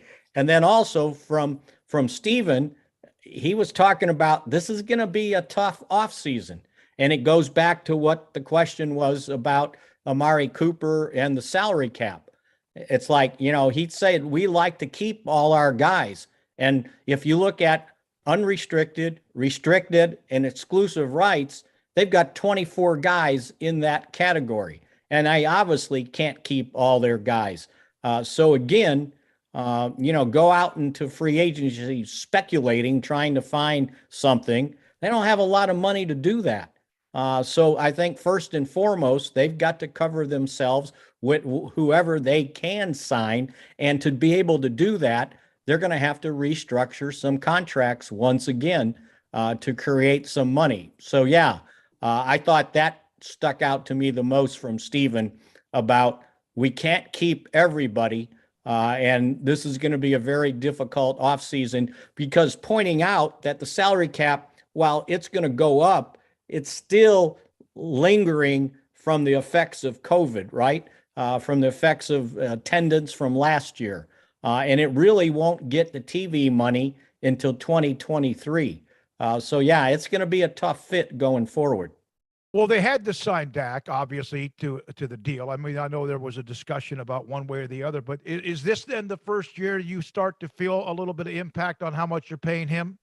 No, because they're going to restructure his contract. Okay. You know, they did it last year, and they got mechanisms in there, David, to do it again this year. You know, and when you want to restructure guys, you create money for now, but you're pushing money down the road. And you're only going to do that with guys that you're just sure are going to be here for like the next 4 or 5 years, right? So they'll have to do that to create room to be able to operate this year. And again, you know, there's a price to pay when you're paying 2 Pro Bowl offensive linemen, your quarterback, a number 1 receiver, by the way. And I don't know, as well as, you know, CeeDee Lamb played this year, he's a really good number 2 receiver. Do you feel comfortable with him being your number 1 guy? Like, you know, giving him even more targets than what he had, because he's productive, but he's got to eliminate the drops, and he's got to eliminate getting eliminated by defenses too. So, yeah, when you've got some of the expenses they have, it's really hard to be able to keep everybody you want to keep. Mickey, they have 2 Hall of Famers on the offensive line. One that's obviously getting older and breaking down in Tyron Smith, who you don't know. And then, of course, you have Zach Martin, who's as consistent as ever before, although he's had an issue or two. Have they blown 2 Hall of Fame offensive linemen's career without winning more than just a playoff game or a division title or 2? Is it fair to say that? Well, I think that if you look at what they accomplished through from 2011 to 15, restocking that offensive line, if you can throw Travis Frederick in there, David, on how good he played, how well he played, they had 3 top offensive linemen, and all they did was get close, especially that 2016 season.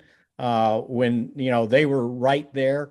And unfortunately, they ran into another weird game with Green Bay, losing at the last moment, trying to get into the next round. But yeah, I don't know that they wasted it. I think Zach Martin can still play at a high level, but even I think he's like 30 now. You know, he's going to have some injuries. I don't know how much longer Tyron Smith can go. And the unfortunate thing with him, he played injured, you know, and so he struggled in that playoff game, but he wasn't as healthy as he needed to be. But you know what? From what you've paid him, you probably got to go forward and say, okay, we got to see this through. But the other thing you've got to do, in my opinion, is restock that line.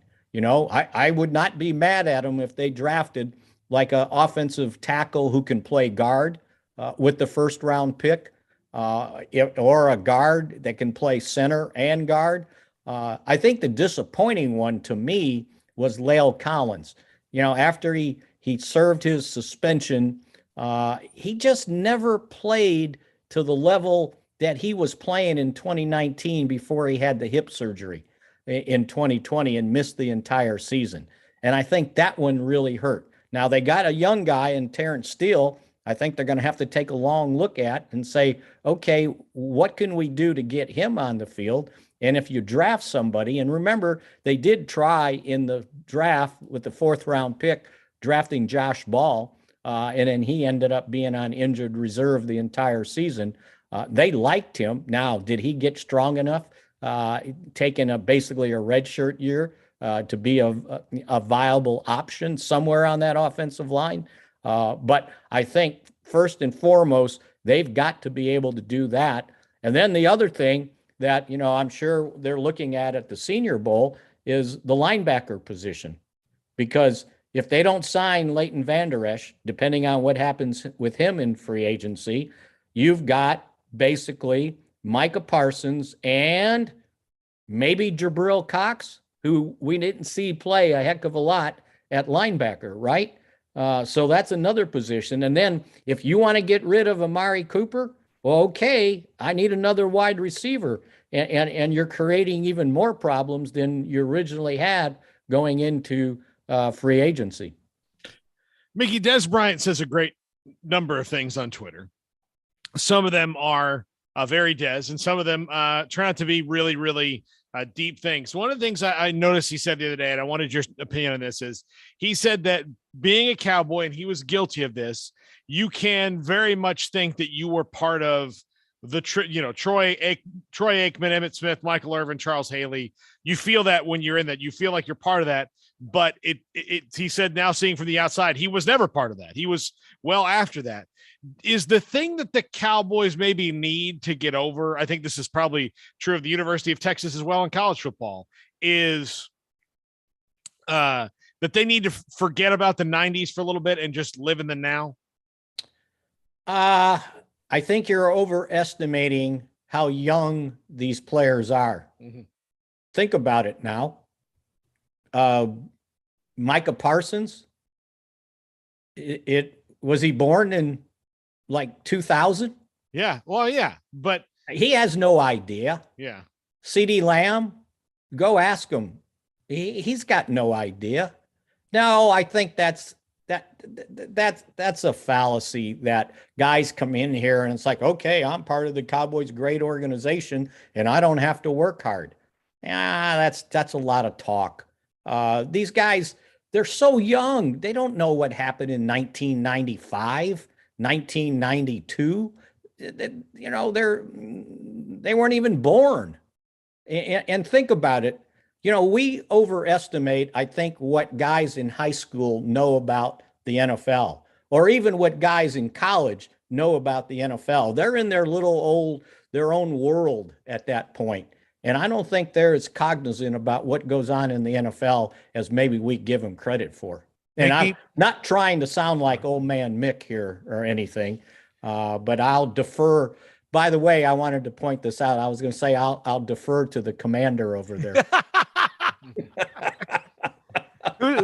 An organization with a new name and about to have perhaps a new owner after some of the testimony that we heard today. Nikki, they are just a bad organization across the board. I wanted admirals. I would have been okay with that. I know commander's a pretty high-ranking office, but I wore like a T-shirt today just trying to work out in the condo, and it was the old name. I mean, do I have to throw that away? Do I need to keep that or throw that away? That's a keepsake, right? Yeah, no. I think we cannot rewrite history, right? Yeah. It's part of the history. And you know what? I was kind of okay with the name. I saw a really good piece that John Keim wrote. He covers Washington for ESPN Washington, basically. Yep. And he was one of the guys that co-authored our book about the Cowboys Redskins rivalry, because that was part of the title, okay? And he pointed out the lengths they went through to try to decide what name they were going to come up with. All these kind of focus groups that they interacted with, taking calls from fans, doing a lot of public appearances and listening to people. And then on top of that, having to realize what name they picked, that, well, you better be able to have the rights to the name, because other teams have it and they might block you. So it was a really fascinating story and made me understand why it took them, 18 months to probably decide on a name. So, but yeah, I couldn't pass the commander thing up. No, I appreciate you being that way, man. Love you, buddy. Be good. Stay warm. Stay safe. Mickey, thank you, sir, for being on with us today. Absolutely enjoyed it. Mickey Spagnola, DallasCowboys.com. We'll have Craig Smoak and Off the Radar coming up next. Sick 'em, 365 Radio and 365 Sports. This month, it's all about the championship drive as our hometown team celebrated the Big 12 championship and a Sugar Bowl win. Thanks. So can you in your new vehicle from Allen Samuels Chrysler Dodge Jeep Ram in Waco. During the President's Day sales event, shop for power, performance, and reliability from our selection of the new 2022 Ram 1500 Lone Star. Are you planning your next adventure? Choose from a range of Jeep models, including the 2022 Jeep Grand Cherokee. Take home the trophy from Allen Samuels in Waco. Come by. Let's be friends. See dealer for details. All offers have credit requirements. Automatic Chef Canteen is a full-service micro-market vending and office coffee provider with state-of-the-art vending equipment, a wide variety of products, and offering custom-fitted micro-market vending office coffee solutions for your employee break room. You want a full break room solution and a workplace oasis? Well, Automatic Chef Canteen, locally owned and operated for over 50 years in Central Texas, also includes in-house mechanics on call 24/7 for fast, reliable service and maintenance. Automatic Chef Canteen, 6900 Imperial Drive in Waco, or online at automaticchefcanteen.com. Did you know that 1 out of every 4 men have symptomatic low levels of testosterone and don't even know it? And if you think you're too young to worry about it, guess again. Low T levels can make you feel tired and grumpy, cause weight gain, and wreak havoc on your sexual desire and performance. Petty Clinic Low T can set up same-day blood screening and results, so if you're tired of being tired, I challenge you to man up and Google search Low T Waco or go online pettycliniclowt.com. It's a private clinic with an atmosphere catering to men. Affordable, only $150 a month, includes lab work, office consultation, testosterone injections, follow-up visits compared to $395 a month in Dallas or Austin, and you don't have to fight the traffic. Petty Clinic Low T is board-certified physician consultations, will provide the best form of brand-strength testosterone available. Contact Petty Clinic Low T today, just off Highway 84 and Old Hewitt Drive in Woodway. Petty Clinic Low T, helping men become the high-performance men they deserve to be. PettyClinicLowT.com or Google search Low T Waco. Let Camille Johnson Realtors guide you seamlessly through the process of buying your dream home or selling your current one. Commercial, farm and ranch, or residential, Camille Johnson Realtors can smoothly and successfully lead you through any transaction. With a team of 28 experienced agents who are excited about serving you, Camille Johnson Realtors services the entire greater Waco area. If you're in the market to buy or sell, contact Camille Johnson Realtors, 104 Midway Center in Woodway, or find them online at www.camillejohnson.com. Camille Johnson Realtors, elegant, charming, warm. Welcome home. At Ideal MRI, we feel blessed to be a part of the Waco community. We're a small family business right here in Central Texas, and our goal is to bring down the cost of healthcare while maintaining high quality. At times like this, the cost of healthcare has never been more important, and unfortunately, significant illnesses and injuries still occur. That's why Ideal MRI is open and here to serve you through the difficult time.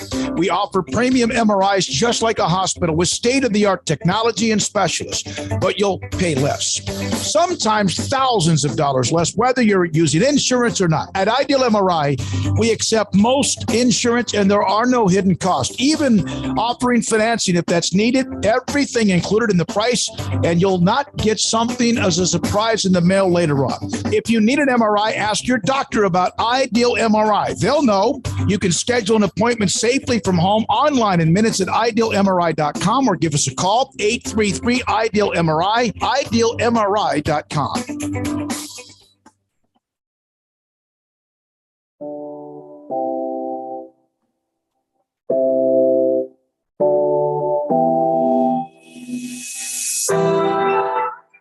Welcome back to Sikkim 365 Radio. It's time for Craig Smoak's Off the Radar. Brought to you by Pickup Outfitters. Since 1997, we've been outfitting trucks, SUVs, and vans at 220 Lake Air Drive or createacommotion.com. All right, welcome back into Sikkim 365 Radio. Craig Smoak, Catalina, David Smoak. Time for Off the Radar, taking a look at some stories that we may touch on, but we might not have talked about at all, hence the name Off the Radar. Kind of a roundup from all of the different professional leagues and even a little bit of college as well. And going to start off with some NFL news and notes today, as one big note of interest dropped a couple of hours ago in terms of the coaching carousel. You know, we've seen various coaching jobs get filled now. The Vikings of course, expected to go in the direction of Rams offensive coordinator Kevin O'Connell. That was reported last night. I guess we can start right there. Kevin O'Connell, Rams OC, going to be a head coach now. Obviously has done a good job considering where Los Angeles is in. Beat out what apparently was Jim Harbaugh, Raheem Morris, among others, for the job. He was also apparently linked to the Jaguars and Texans jobs as well. And I've got a note on the Jaguars coming up. But Kevin O'Connell, the new head coach of the Minnesota Vikings, your thoughts? I like it. I mean, it's interesting. It's new. It's out of the box. It's not the same old. And if I were any team, I mean, Byron Leftwich to me is the guy you want to hire. Eric Bieniemy probably before Kevin O'Connell, but he's a rising star in the coaching business and has done a great job with that offense. No matter who's kind of been in it, he got Jared. He came in after Jared Goff, I know, but they've still been good on offense, and he's somebody that's well thought of, especially as a quarterback coach. So you go to the organizations that are currently doing something, and that's why the Bieniemy thing has been frustrating. And yes, of course, also because of the Rooney Rule and whatever else. But hot coordinators, those are the ones that get hired. No, and that's why with Quinn and appears to be Kellen Moore, it won't go. I don't know if that says more about them, or maybe there's other guys that are just hotter, although it's hard to think there's a defensive coordinator that would be more hot than Dan Quinn based on what he did last year. So the Vikings job appears filled, and there's still, a few jobs that are remaining open as of this point. And that leads me to the Jacksonville Jaguars, because this note just dropped a couple of hours ago. Hearing Bucs offensive coordinator Byron Leftwich is expected to remove himself from consideration for the Jaguars head coaching job soon. Former Raiders interim head coach Rich Bisaccia and former Eagles coach Doug Peterson remain strong candidates. So it appears as though Byron Leftwich is no longer in the mix for the Jacksonville Jaguars job, but in the mix, potentially still out there. But really leads me to wonder, I mean, is Rich Bisaccia a move that'll get Jaguars fans fired up? Was Byron Leftwich even the right guy for Jacksonville to begin with? Is Doug Peterson the guy you should go with if you're the Khan family? How do you fix the Jacksonville Jaguars? Well, you're not going to fix them with Byron Leftwich, apparently. Well, I mean, but that tells me a lot about how he feels about the Khans, that he would take his name out of that, considering that it looked like it was his job to turn down just a couple weeks ago. The rumors out there was that he was not nuts about general manager Trent Baalke and wanted them to bring in somebody else. That was rumored to be former Cardinals safety Adrian Wilson, who, if you remember him, war number 24 was built like an actual transformer, like Optimus Prime at safety. I mean, he was just gigantically huge. Big guy, still is a big guy, an up and comer in the league and the assistant GM of the Cardinals. That's kind of what they thought was going to happen. But I guess Trent Baalke won out on that. Although he was the guy who said, yeah, Urban Meyer's going to work. So I don't know why he's still there, but I'm surprised. I hope that another organization is smart enough to say, oh, Byron Leftwich isn't going there, let's bring him here. But we'll see how that goes. And if I were them, I'd give strong looks to Doug Peterson because of his history with quarterbacks. And you've got Trevor Lawrence. This is what the focus needs to be on, is not wasting that overall draft pick with a guy as talented as Trevor. Yeah, there's nothing that drives me more nuts than teams that just draft quarterbacks over and over and over again. They have to make sure Trevor Lawrence works. They have to. Yeah, no, they do. And you wonder, and this is just me, and I look at things sometimes just, do you think anything to do with Brian Flores and what's going on with that has anything to do whatsoever with Byron Leftwich? It shouldn't. Well, I don't think it should. I know. I'm just bringing that up. Is there a connection there? And I'm not trying to make one. I just, you wonder if some guys are just going to say the hell with it. You would think, if anything, if he wants the job, he gets it. Mm-hmm. Right now, if Byron Leftwich is going to get hired, and it doesn't mean he shouldn't have been hired before, this would be a great time for him to get a job. But I guess not. Yeah, I guess not. Well, at least not in Jacksonville. I mean, there's other jobs that are still open, but Baalke, that just seems to be a hang up. And I don't know what the loyalty is there for the Khan family, but I don't know. It seems like we've mentioned Baalke's name a couple of times now as a hurdle that people don't want to jump over to be with the Jacksonville organization. So, yeah, I don't know, but Byron Leftwich will not be the new head coach of the Jacksonville Jaguars. Perhaps it'll be Doug Peterson. Perhaps it'll be Rich Bisaccia. But that is one of the jobs that remains open as of right now. The Washington Commanders, that's going to take some getting used to. They got to celebrate their new name, but as you've probably seen, they are still in the news for all the wrong reasons. Former employees detailed multiple new accusations of misconduct. Earlier today, they spoke about new allegations during an episode of HBO's Real Sports podcast. Congress held a roundtable with former members earlier today to discuss misconduct with the organization. And so they dropped the podcast on the same day that was going on. Some of the examples in this, one woman claims she was told she could not be a scout or member of football ops because she and all women are a distraction. 2 women accused a player of walking to their desks and pulling out his penis. The incident reportedly took place in an office and no one said anything about it. Another woman claims she saw a friend get groped in front of Dan Snyder, who reportedly laughed after seeing the team executive grope the woman, and it goes on and on and on. So the Washington football team has changed their name, but the stuff that was going on while they were still the Redskins behind the scenes and starting with Dan Snyder, that doesn't appear to be a story that's going to go away anytime soon. Okay, I'm the resident longtime fan. Craig, you were as well. But they got to go. We don't know all of what is actually true compared to allegations, but there's just enough stench there over and over again, along with the fact the franchise sucks as a football team, and they have for a long time. They've won a handful of division titles in recent years, but you got to go. It's time. I'm not one of you just got to go because of allegations, but they tried to get somebody to buy that team, and that didn't work out, right? Paul, didn't Snyder buy out everybody else? And then there's whoever that rich guy is, not as if Snyder's not rich. Fred Smith and FedEx. There were Fred Smith and a couple of other guys that owned a big chunk of the rest of the team. Now Snyder, I think, owns like 96% of it. Like anything else, like maybe Joe Theismann owns half of like 1% of the team or something like that. One of those kind of deals, but he owns most of the team now.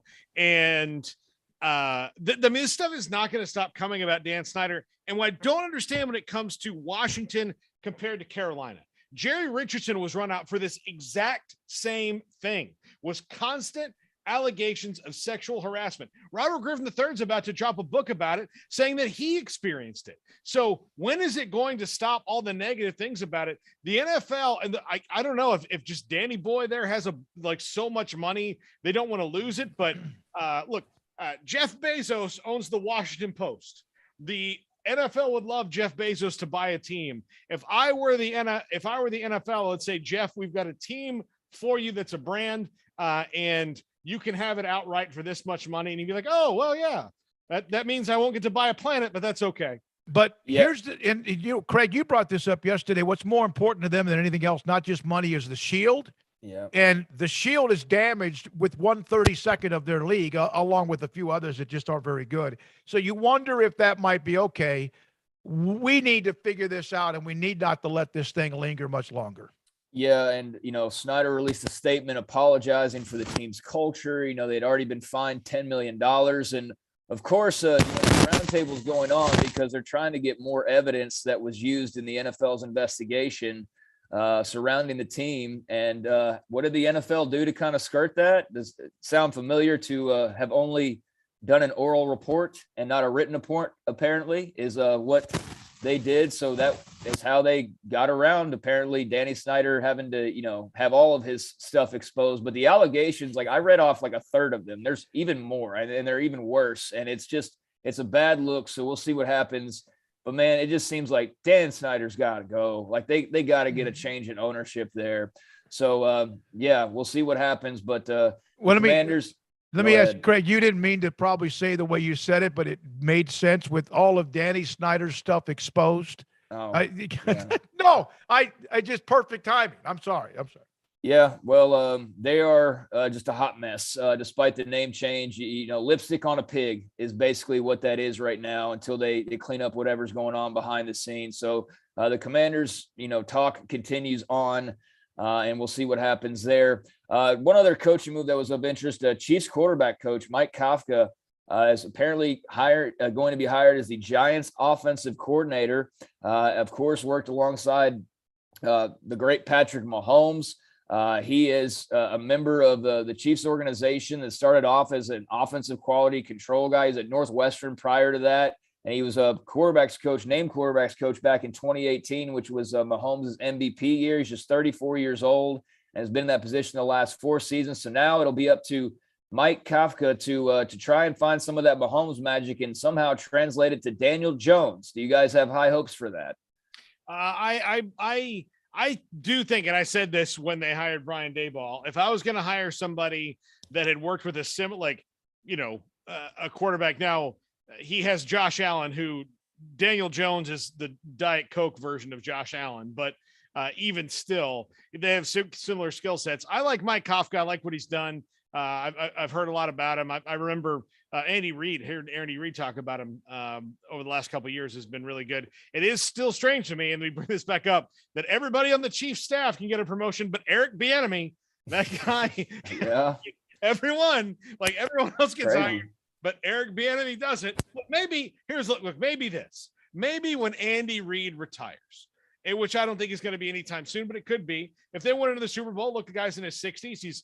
He's kind of done everything that you can do. Maybe he says, all right, I'll hang it up. And the Chiefs just go, Eric, it's yours. There. We don't have to interview anybody. Eric, it's yours. There you go.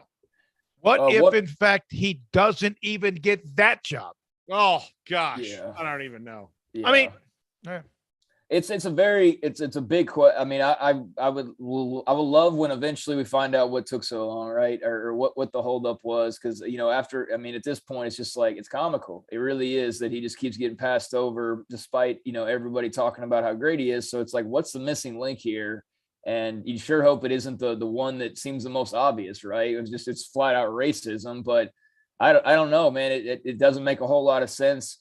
But yeah, Mike Kafka headed to the New York Giants to try and better Daniel Jones and that roster under Brian Daboll. I've got a couple more notes. One NFL related note that I was so ticked off when we let Mickey go that we did not ask him about Rich Dalrymple, long time behind the scenes man for the Dallas Cowboys, Jerry's right-hand guy, head of PR, 32 years with the organization. Announced yesterday that he is going to be leaving the Dallas Cowboys after 32 years. And it's hard to kind of probably explain to people that weren't around the Cowboys and weren't at training camps and weren't, kind of around them and like we were, but to no longer see Rich Dalrymple around the Star or around Oxnard for training camp, that is going to be a major difference. And that is a changing of the guard, to be sure.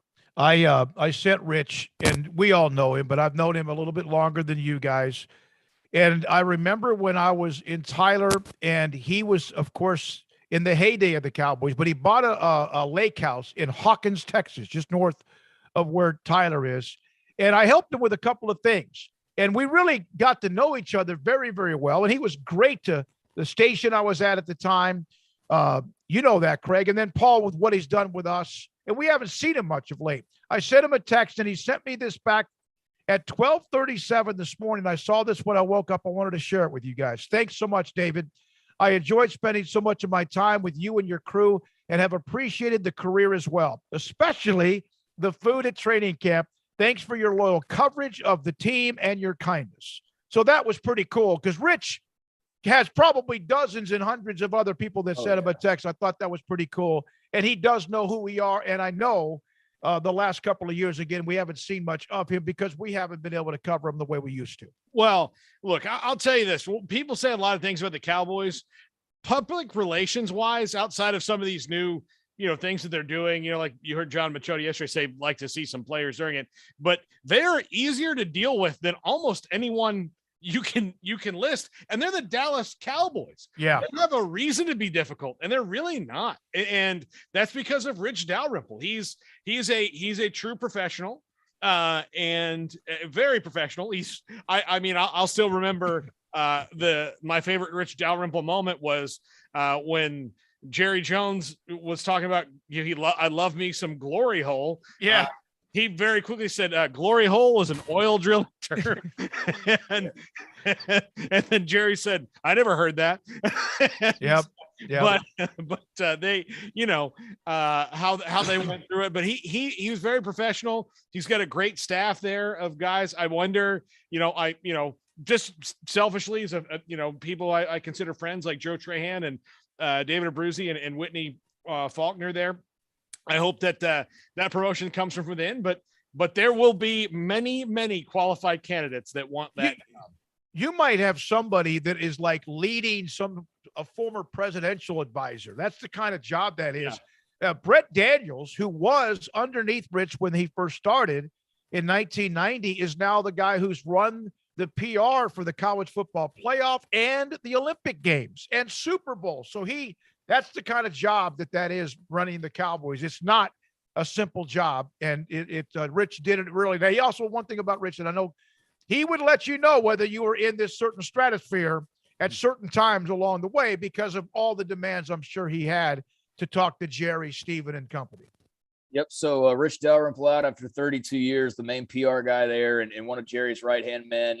But yeah, if you're like a random Broncos fan, you might not know who he is, but here in Cowboy country, definitely know who Rich Dalrymple was, and that's a loss for them, and definitely, like I said earlier, a changing of the guard. A couple more notes here. We had a texter actually mention this earlier, and it's just not a story where you really, maybe in Tuscaloosa you do, maybe in Auburn you do. But we certainly, aren't going to sit down and have a segment about Pete Golding, but we should mention that Alabama defensive coordinator Pete Golding arrested earlier this morning on a DUI charge. According to the Northport, Alabama Police Department, Golding was arrested around 1 a.m., booked into Tuscaloosa County Jail. Since then, here in the last few minutes, actually, Pete Golding actually released a statement. Said, "I am deeply sorry for the actions that led to my arrest last night. I sincerely apologize to my family, everyone in our organization, including our players, Coach Saban, the staff, the University of Alabama, and our fans. Regardless of the outcome of this pending investigation, I did not uphold the values I have for myself and the values of the Alabama football program. I am committed to learning and growing from this mistake, and I will work to earn back the trust of those who I have disappointed." So I guess he was out probably celebrating, National Signing Day. And Alabama released a very generic statement, we'll look into it, whatever. But there was Pete Golding himself commenting on his arrest just a few hours after the fact. So I thought I'd pass that along. But, obviously not something we're going to, sit and break down or anything like that. But definitely of interest. A couple of, a baseball note I do need to mention. I saw this in the last few hours. Evan Drellich, first of all, said that Major League Baseball had told the Players Association that it will not be making a counteroffer to their list of demands after saying a couple of days ago that they would. But then in a more updated story, Jeff Passan putting out that MLB today requested immediate assistance of a federal mediator to help resolve the sports lockout. According to ESPN, under their request, the Federal Mediation and Conciliation Service would help assist with the proceedings. So more or less about baseball season in 2022. The same. I mean, they're going to play eventually. Like that, it doesn't benefit the players not to play. It doesn't benefit the owners not to play. And the players have less money than the owners. So they'll play. They just won't probably play 162 games. So we'll probably get something like 125 or something like that. But, spring trainings, I mean, you can nix that. But I guess maybe this is good news because, mediators are motivated to get these things done. But, we'll see. I mean, the deadlines make deals, and they're, nobody's losing money yet. Nobody's lost money until April 1st. So I would think this thing is not going to get ratcheted up until they miss a couple of weeks of spring training in March, and you start to see some gate receipts go away. Stick everybody in one room, no bathroom breaks, no drinks, maybe a bottle of water, nothing. Make them eat enchiladas all day long so they have to get out. They can't. They played 60 games in 2020 because of COVID, right? Mm-hmm. They played a full season last year.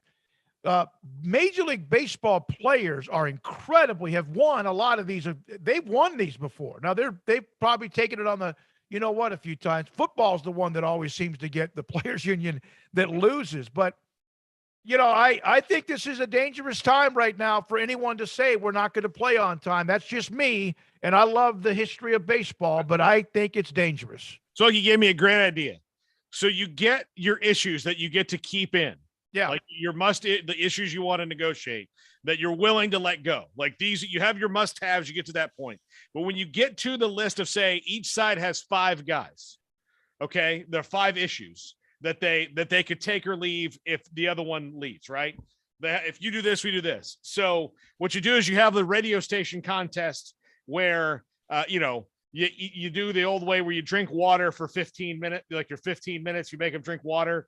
And then as each issue gets up and go to the bathroom, then that's the one you have to take out. Like, okay, no more service time manipulation. That guy went to the bathroom. Done. He's out. And then you just negotiate it that way. It's done in 15 minutes.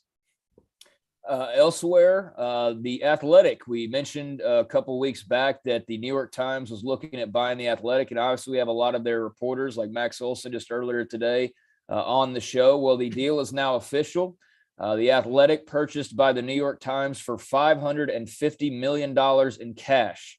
Apparently the Times had set this subscriber goal for themselves, and I don't know, I guess it depends on how you view it, but the New York Times reached its 10 million subscription goal.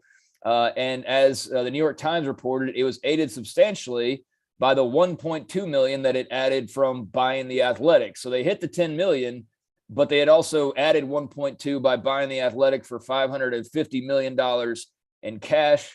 And now, of course, the New York Times has turned around and bought Wordle as well. So I guess that will help aid in the next barometer mark that they're trying to hit or whatever. But the Times buying the Athletic, they have 400 journalists covering more than 200 sports teams, not only in the U.S., but also Britain and Europe. All cash deal worth $550 million, financed by cash on hand, meaning that it was without borrowing any money. So I guess my hope is, I'm glad for Max and all those guys like that, but I just hope that I don't know, they can maintain what they're doing and not be too influenced by the New York Times, if that makes sense.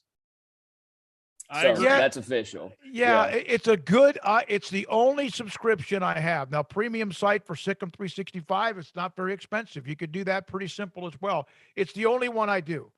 And it's worth it. It's really, really good. And about the time, one time I thought, it's worth it. We have a lot of their people on the show. Paul, Craig, you know that. Armstrong as well. Man, 400 journalists, if each of them made just $100,000, and I know some of them make much more than that. Is that $40 million? Is that 400? What am I thinking here? How much is that, Paul? 40 times 100,000. Hold on, let me get No. 400 times 100,000. Okay, hold on. I'm not, look, Smoak, you know where I went to school. Yeah, it'd be like 40 million, I think. Yeah. Yeah, it's 40 million. Yeah. All right. Now, again, there's some that are not making nearly that because writing, they bought them for 550 million. So yeah. I think they've got that covered. But yeah, I just start to wonder a little bit, like, where does the money come in? Like at any point, like, where's the money flowing in? Because I can tell you, I paid like maybe $10 for 6 months on the Athletic most times. So I don't know, but that's up to the New York Times to figure out now. And final thing for you. Got the All-Star game in the NBA that's coming up pretty soon. Charles Barkley is apparently going to be on the call for TNT with Kevin Harlan and Reggie Miller. So that ought to be quite entertaining broadcast-wise. But the NBA also unveiling a redesigned All-Star game MVP Kobe Bryant trophy. The game's coming up in a couple of weeks in Cleveland. The trophy for the All-Star game MVP was renamed after Kobe's passing in his honor. And they've redesigned the trophy with 4 different levels, and they will pay homage to him. The Kia All-Star Game MVP trophy will pay homage to Bryant as the All-Star Weekend trophies received redesign. So just another nod to the late Kobe Bryant. And there's actually like a real breakdown of like the 4 different levels to the trophy and what each one means. Like, for example, the first level makes the trophy 7 inches tall, referencing his 2007 All-Star Game MVP. It's got 24 stars to represent the number of All-Stars, but also his number 24. So lots of little details like that. But yeah, the NBA redesigning the Kia All-Star Game MVP trophy to pay homage to Kobe Bryant. And those are a few things that are off the radar. Okay, Craig, thank you very much. Kobe Bryant, that's a lot. It seemed like it's a trophy, and he's a great player, maybe the best ever. I know that's debatable, but I'm glad that they're able to redo that. All right, when we come back, Sam Kahn, speaking of the Athletic, his thoughts about A&M's recruiting class, college football in general. We had Max on earlier, and Sam Kahn will join us next. TheAthletic.com, Sikkim 365 Radio and 365 Sports. With so many companies and policies out there, it gets so confusing shopping for insurance, and I never know if I'm getting the policy that's right for me. Luckily, I met the team at the Niche Group Insurance Agency. With the Niche Group, you can go to one company and get access to coverage options from many insurance carriers, and you get to speak to a real person about your specific coverage needs. With the Niche Group, I know I'm getting the right coverage at the right price. If you need insurance, talk to the experts at the Niche Group at 1-800-258-8302. It's plain and simple. Waco Custom Marketplace is the one-stop shop for what you need for tailgating, from charcoal, cold beer, and wine. And, of course, customize your order with brisket, tri-tip, sausage, wings, smoked pork tenderloin, country style or pork spare ribs, marinated beef and chicken fajita meat, ground beef and chili, meat, hot dogs, and burgers, buns, seasoning, sauces, chips. There's fresh baked bread and kolaches every day, breakfast sausage links. And you can also customize your favorite cut of steaks from Select, Choice, or Prime, bacon wrap fillets, ribeyes, New York strip, sirloin, T-bone, and porterhouse. Full service butcher shop includes pork, poultry, beef, chicken, and seafood, serving Waco restaurants and families since 1940. Your one-stop shop for beef, pork, poultry, and seafood needs. Waco Custom Marketplace, 425 Lake Erie Drive, or WacoCustomMarketplace.com.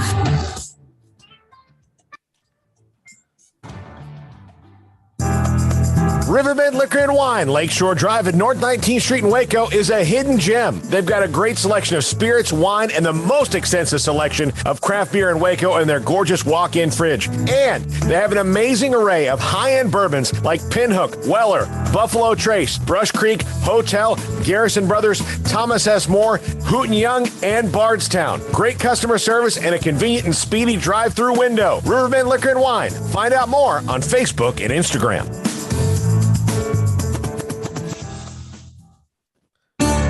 You know what would make this moment better? Pizza. Dough made from scratch and an Italian family sauce recipe pizza. 3 fresh signature cheeses making a melty blanket of perfect pizza. Bob Mock has owned Marco's Pizza franchises since 2013 and has been delivering pizza since 2001 and is the proud owner of 4 locations in the Waco area, in Belmead, China Spring, Woodway, and soon to be open in Robinson. Order at marcos.com to make any moment better. Marco's. Pizza lovers get it.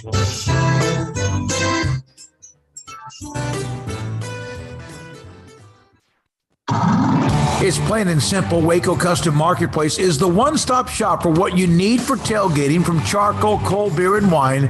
And, of course, customize your order with brisket, tri-tip, sausage, wings, smoked pork tenderloin, country style or pork spare ribs, marinated beef and chicken fajita meat, ground beef and chili, meat, hot dogs, and burgers, buns, seasoning, sauces, chips. There's fresh baked bread and kolaches every day, breakfast sausage links. And you can also customize your favorite cut of steaks from Select, Choice, or Prime, bacon wrap fillets, ribeyes, New York strip, sirloin, T-bone, and porterhouse. Full service butcher shop includes pork, poultry, beef, chicken, and seafood, serving Waco restaurants and families since 1940. Your one-stop shop for beef, pork, poultry, and seafood needs. Waco Custom Marketplace, 425 Lake Erie Drive, or WacoCustomMarketplace.com.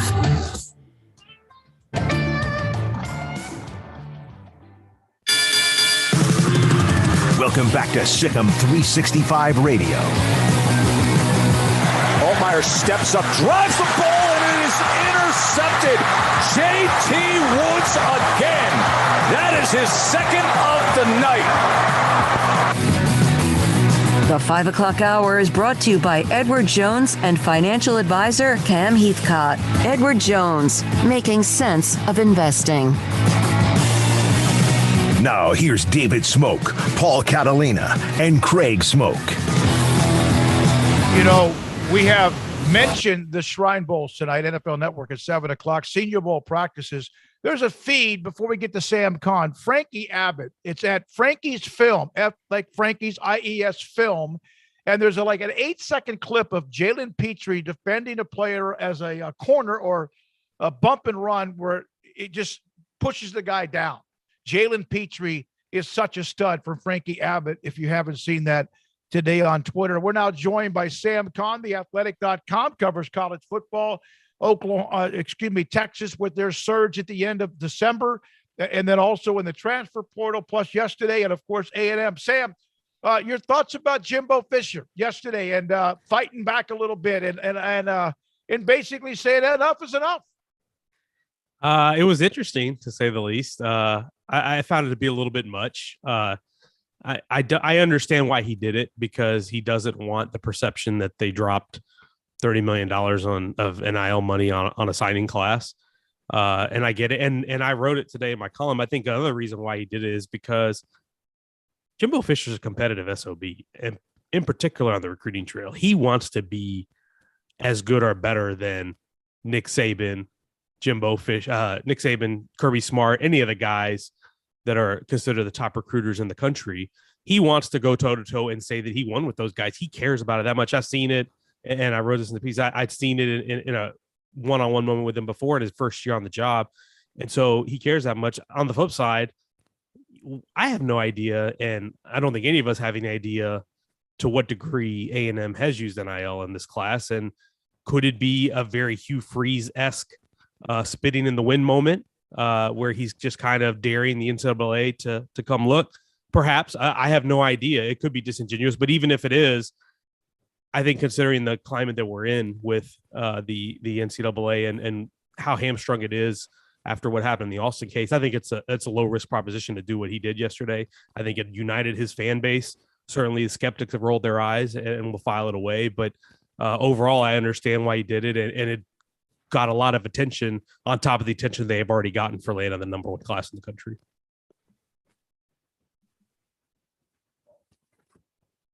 All you're needed, brother.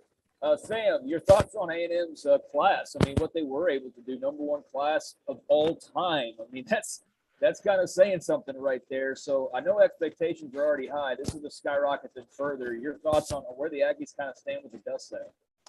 Yeah, it's I mean, you can't beat what they got. I mean, they had 7 5-stars and 17 players in the top 100. I mean, that's unheard of. And to be able to do it all the way to the end, to land 2 top 50 players yesterday in Shamar Stewart and Jacoby Matthews. I mean, this was a start to finish domination. They started all the way back early in the Houston area, getting a lot of big time players. You know, they got Malik Sela and Bobby Taylor out of Katy, Donovan Green out of Dickinson. They got a lot of guys early to start that group. Connor Wigman from Bridgeland, the 5-star quarterback, and then built the momentum off of that. And it's a talented group. They addressed just about every position of need. And I think the question that everybody has now is, okay, when is it going to turn into results on the field? Because A&M has not won at a high level yet. They did come close in 2020 to the college football playoff, finishing 9-1 and being 5th in the college football playoff rankings. But to me, in my mind, this class that they just signed starts the clock that in the next 3 to 4 years, you need to make a serious SEC championship / college football playoff run. Because if you don't, with this class on top of 3 top 8 or 4 top 8 classes behind it, then what are you doing? So this to me starts the pressure. I think a lot of people already believe is there. To me, it starts now. It's like, this is the group that you should win some kind of title with.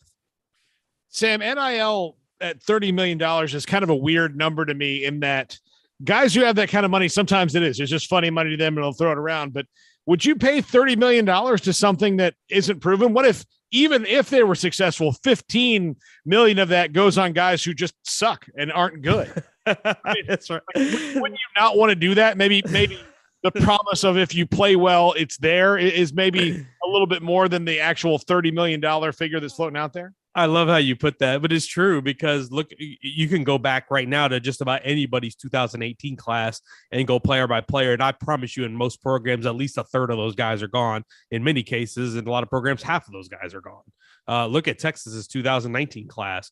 More than half of those guys aren't even on the roster anymore. So yeah, that is a tricky proposition. And that's the thing with NIL, is that this being so new and so novel still, I mean, we're not even a full year into it.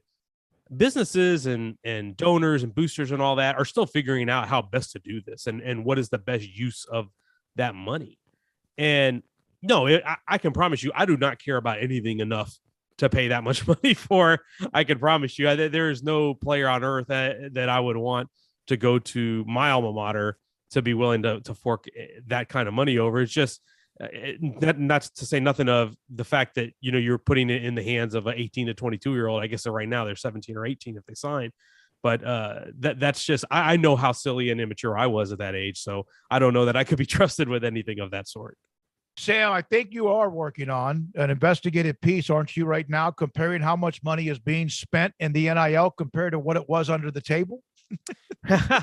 No, not at this moment, but no, I will say that during the offseason, I hope to at least find some answers, particularly at Texas and Texas A&M, as to, Texas has been very public with what they've done with their Clark Field Collective, the $10 million fund, and the Horns with Heart, Pancake Factory initiative. I do hope to get some answers, because it's not necessarily trying to probe for something that's, against the rules or whatnot. I think people are just trying to understand what's going on and what is happening in reality in this space. I'm curious to know what is the real world experiences for the athletes, for the coaches, for the programs, for the donors, the boosters, the businesses that contribute this money, and how has it played out. And I hope to spend some of my time this offseason figuring that out at a multitude of schools across the state. Well, you brought up Texas there, Sam. They finished with another, top ranked recruiting class. That's nothing really new for them, but I think it was what they got in terms of the offensive line. Then you add in the transfers as well, as that goes. And there's reasons for excitement, but there's always been reasons for excitement at Texas every offseason, right? So your thoughts on Steve Sarkisian and the job he did and the changeover he's having with the roster right now? Yeah, it's a lot. I mean, right now they're at 32 new scholarship players. He said that number could go up to 35, 36 if they needed to. He won't necessarily get there unless he feels he finds a couple of players that will help them in need positions. But that's more than a third of the roster, because when you consider 85 scholarships, so that's a lot of turnover. So I think it's a really good class, obviously a top 5 class. They brought in some really impressive offensive line talent with Devon Campbell signing yesterday, Kelvin Banks, 2 5-star guys. The question I have is, how much time is Sarkisian going to get to make this happen? Because the class is fine, and bringing in 7 offensive linemen and 8 defensive linemen makes sense, but you can't expect all those guys are going to come in and contribute and build a winning team next year. That's just not realistic. The line of scrimmage is the hardest place as a true freshman to play in college football, and particularly offensive line when you go up against those big, strong defensive linemen. If Texas is thinking they're going to throw 3 true freshman offensive linemen, that seems to me like a sketchy proposition. Certainly, if Banks or Campbell or prove themselves physically ready, Texas A&M did it this year with Bryce Foster and Ruben Fothery, and they had some growing pains for the first quarter of the season and then settled into the role down the second half and started to really play well. But you saw that A&M had a disappointing season. I think you could expect the same if Texas ends up going that route too. But I thought they did a good job. They've got some help for their quarterback, whoever it will be. And they did get a quarterback with Quinn Ewers in the transfer portal.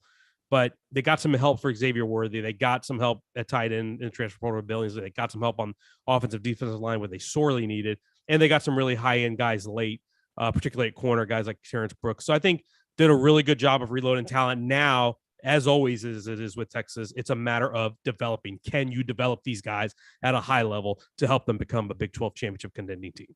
Sam, Quinn Ewers, then would you be floored? Say that again? If it's not Quinn Ewers, would you be floored? No, not at all. Not at all. I would not.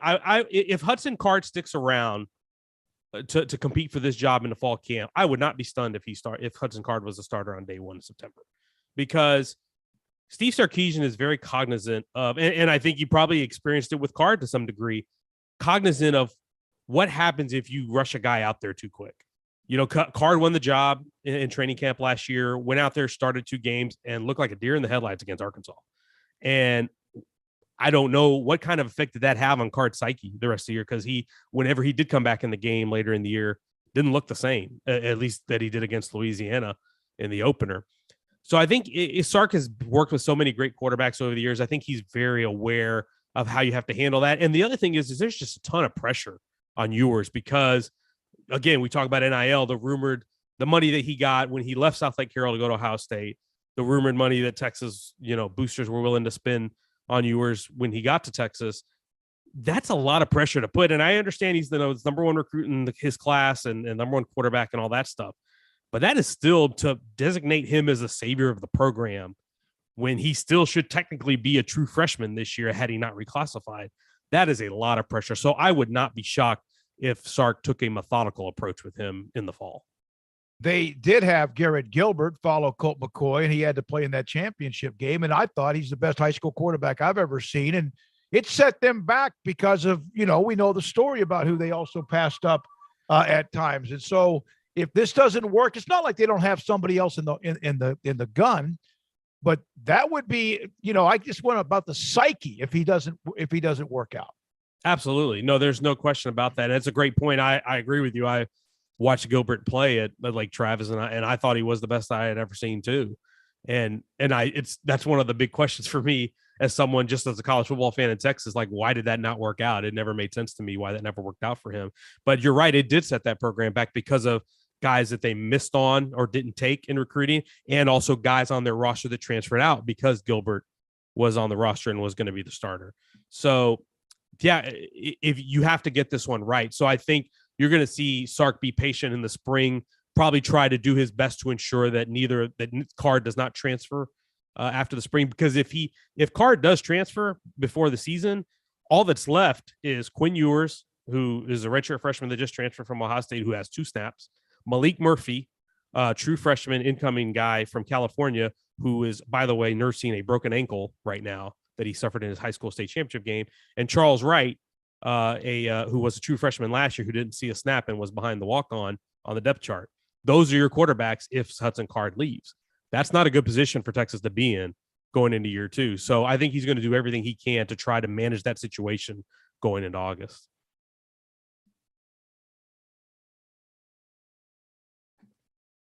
Craig, we lost you. Yeah. All right.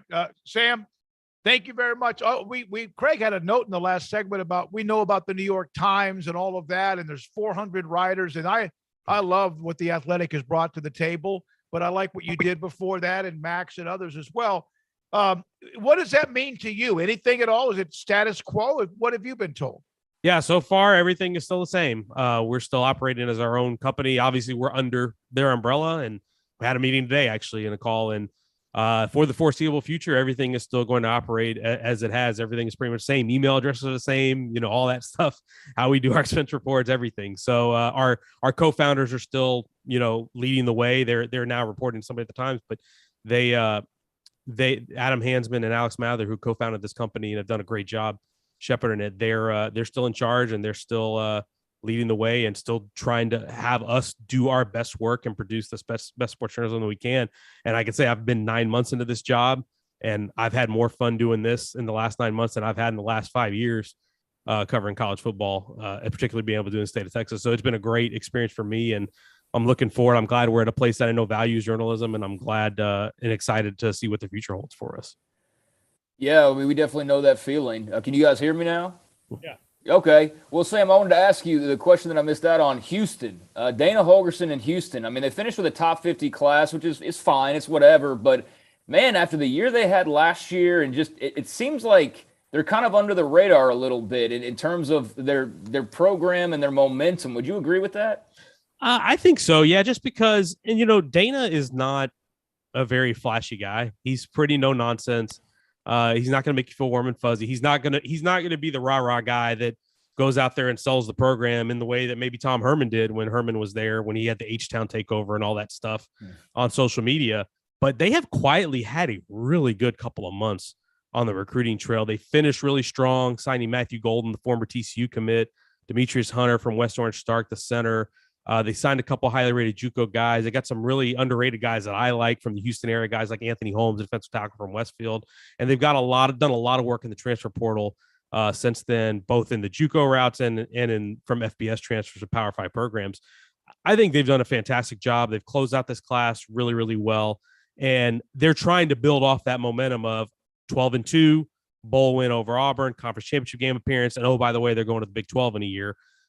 So I think they've done a good job. I think Holgerson's staff, that he's done a really good job of hiring really good recruiters. I think Doug Belk, the defensive coordinator, who's great on-field coach, smart guy, also a heck of a recruiter. Archie McDaniel, the linebackers coach, Brandon Jones, our offensive line coach. All these guys are ones that high school coaches around Texas have told me that have done a fantastic job recruiting their program. So I think they have flown under the radar a little bit, but they have quietly done a really, really good job here in the last couple of months. And I'll be interested to see if they can carry that over into the spring in the 23 class. Tam, thank you, buddy. Great to have you on. Good luck as you get into that investigative piece on how much they're spending now compared to what they did. I would love to know that, even though I don't think we'll ever know, but that'd be fun. All right. Thanks, buddy. Thanks for having me, guys. Y'all take care. Sam Kahn, theathletic.com, incredible job covering college football, and we appreciate his access and time and insight as well. We'll have Paul Catalina's top 5 and more. We're not done. We'll go back to the chat room, some good stuff there, and Sikkim 365 Radio and 365 Sports. From the first workout to the last practice, sports is an incredible challenge. Hi, this is Dan Ingham with the First National Bank of Central Texas, and we're proud to support each athlete, every parent, and our educators. From families, small businesses, to the biggest industry, we're here to help. With remarkable products like First Free Checking, we've got banking ideas that fuel big dreams. The First National Bank of Central Texas. Familiar faces making local decisions. Member FDIC, Equal Housing Lender. You want to know why Stonewood Dental is so successful? Listen to what happy customers have to say. It's pleasant. It's different than any other dentist office. I really feel like they care.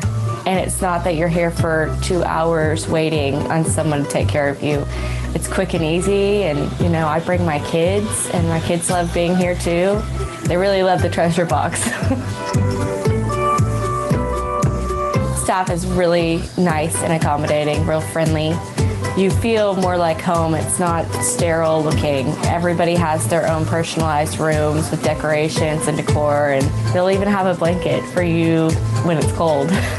I've recommended people to actually come here, and they are patients now. I really love it here. It feels like family. Learn more, stonewood-dental.com.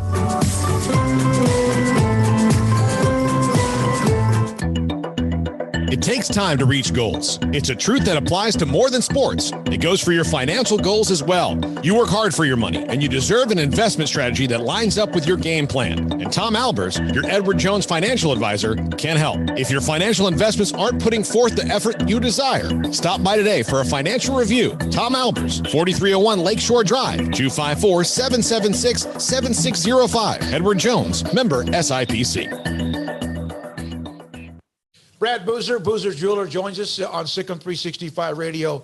Brad, what makes you different than anyone else, in your opinion, as far as what Boozer's does? The fact that I own the jewelry store, anything I need to do, will do, or can do, I can do it. The buck stops with me, whereas a lot of places you have to go up the corporate command and corporate channel. Well, if you come in and want to make a deal, we sit there and we make the deal. And you can find whatever someone's looking for, correct? Anything is obtainable. I don't care what brand it is, what size it is, how much it costs, large or small. Anything is obtainable, and we can definitely get that in for you to see, look at, or buy. Do you have the opportunity, if people have to pay things off, as far as a layaway program? What about what you have with financing? Absolutely. We have 12-month no interest financing. We have layaway. If you want to pay with Bitcoin, I can take Bitcoin now. So if there's any way you want to pay for it, we can find a way out to make it work. You want to know why they're successful? Brad Boozer, the owner of Boozer's Jewelers on the corner of Valley Mills and Lake Air in Waco.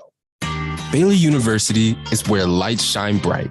So let there be light. Let there be roommates and teammates, scholarship and championships. Let there be fresh starts and new traditions, fast friendships and lasting impacts. Let there be laughter. Let there be joy. Let there be light. Baylor University, where lights shine bright.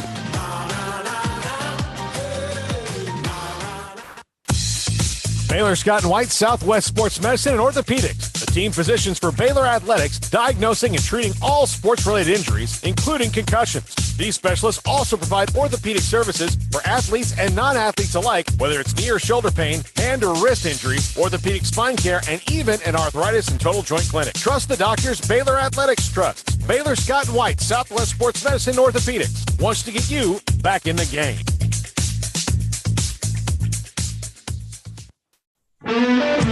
Welcome back to Sikkim 365 Radio. Are you a Sikkim 365 super fan? Then try out our premium subscriptions at Sikkim365.com. All right, here we go. Sikkim 365 Radio, 365 Sports. One note, I just saw this. Coach K, Duke in North Carolina about to play. I think it's sometime here the next day or two. $3,000 a ticket on the secondary market for what is the last time that Coach K will play in Chapel Hill, North Carolina. They might play again once or twice or whatever, but last time in Chapel Hill. Yeah, that's going to be a big deal, I would imagine. I mean, gosh, think about the history of that rivalry, but just the history that Coach K has been a part of with that rivalry. I mean, that's like basically my whole life. I mean, really, and like probably for a lot of people out there, that's all they've ever known is Coach K in the North Carolina Duke games. But yeah, it's a last go around, and I can see why that would be a high price ticket. I wonder if that beats out the going rate for the Texas Tech and Texas tickets the other night. Because I know at one point somebody said like the average was $800, but I was seeing tickets going for like $2,000-$3,000. So. Yeah, it's a hot ticket, obviously. So whoever's able to snag those and can swing that, have a lot of fun. But yeah, that's history being made. Paul, you're muted. Paul's muted. Paul. Catalina. Paul Catalina. Hey, whoa. Before you make fun of me, I'm not one of these guys in a press conference. I've got a lot of balls in the air over here. Armstrong is barely doing anything today. I'm telling you that. I'm doing all this stuff here. Why do you have to go 7 switches? I got to hit 7 switches before I can even hear you guys. All right? This is nuts. Before you make that joke, I'm stopping you because it's not even close to accurate. Paul, you have to get thicker skin, and so do I. I've plenty thick skin. Believe me, no one hates more than me. But God, I'll tell you this right now. I'm not one of these dudes on the Zoom press conference. Believe me, I've been a ton of them. I have to do like 7 things before I can even hear you guys talk. Okay. We've been doing this on occasion remote. And also in a lot of other places. And this is the first time, Craig, I think Paul has muted himself like maybe a couple of other guys.